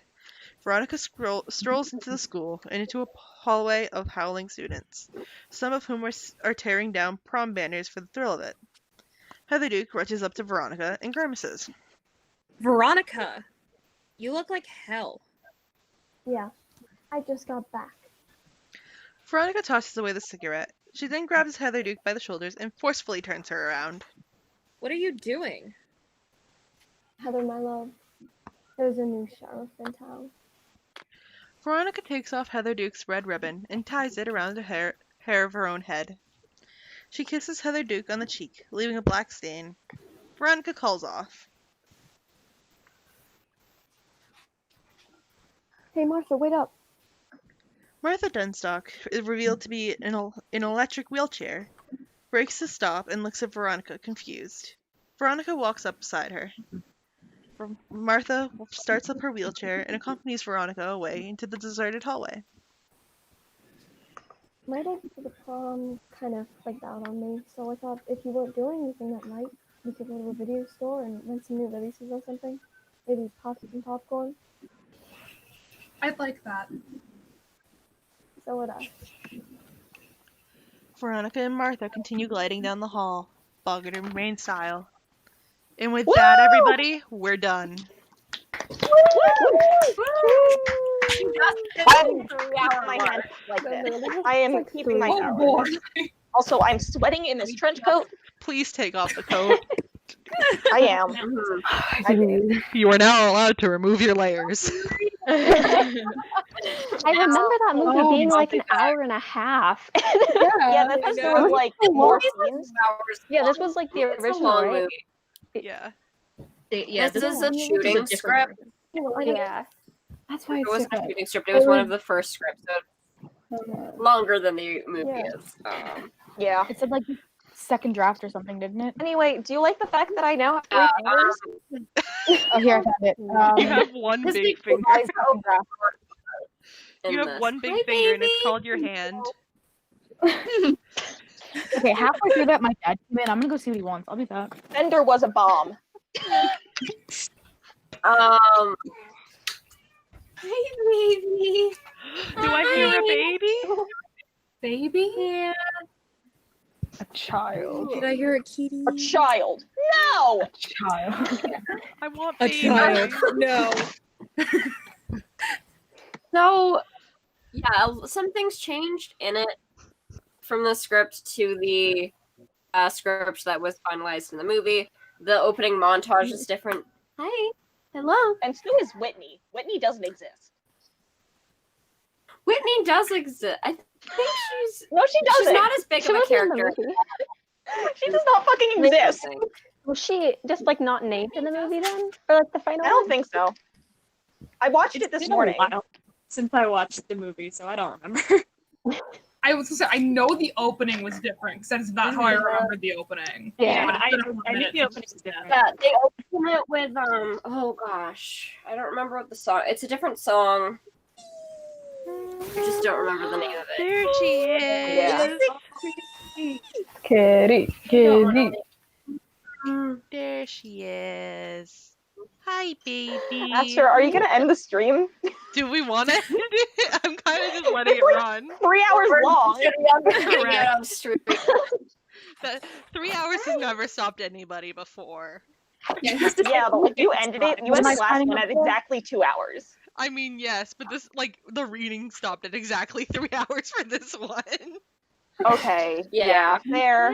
So I'm letting it run a little bit. So if anyone wants any last, like, stupid remarks, go off now or forever hold your peace. I'm gonna It end is it in a few minutes. still fuck o'clock. Oh shit. It's still fuck o'clock? Yeah, I will It be is still back. fuck o'clock.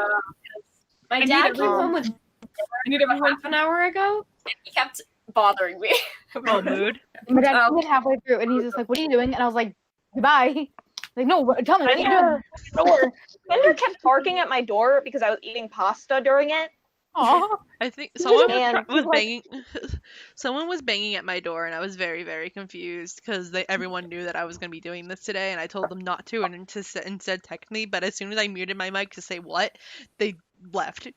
Fun fact: before I actually like started talking and shit, I was about to pass out from an anxiety attack. Yeah, like my vision was going dark. My heart was going 1,000 miles per hour, and I'm good now. No. Mostly, I was like, I need to take a Xanax, but I didn't know what a Xanax was. All right. Oh, Dang. Everybody say your goodbyes now. We have like 20 Bye. minutes left. All right. Or another 20 Bye. minutes, 20 seconds. Jesus Christ. 20 minutes left. I was gonna say 20 minutes. That's not. I don't know how to talk. All All right. What should we say People for the are last reading section today. yet? Night, guys. We will eventually release what we're doing next. Who knows? can We I don't even switch know. to my other laptop now? Because This was I'm so not, fun. not Do a comfortable. Bratz movie.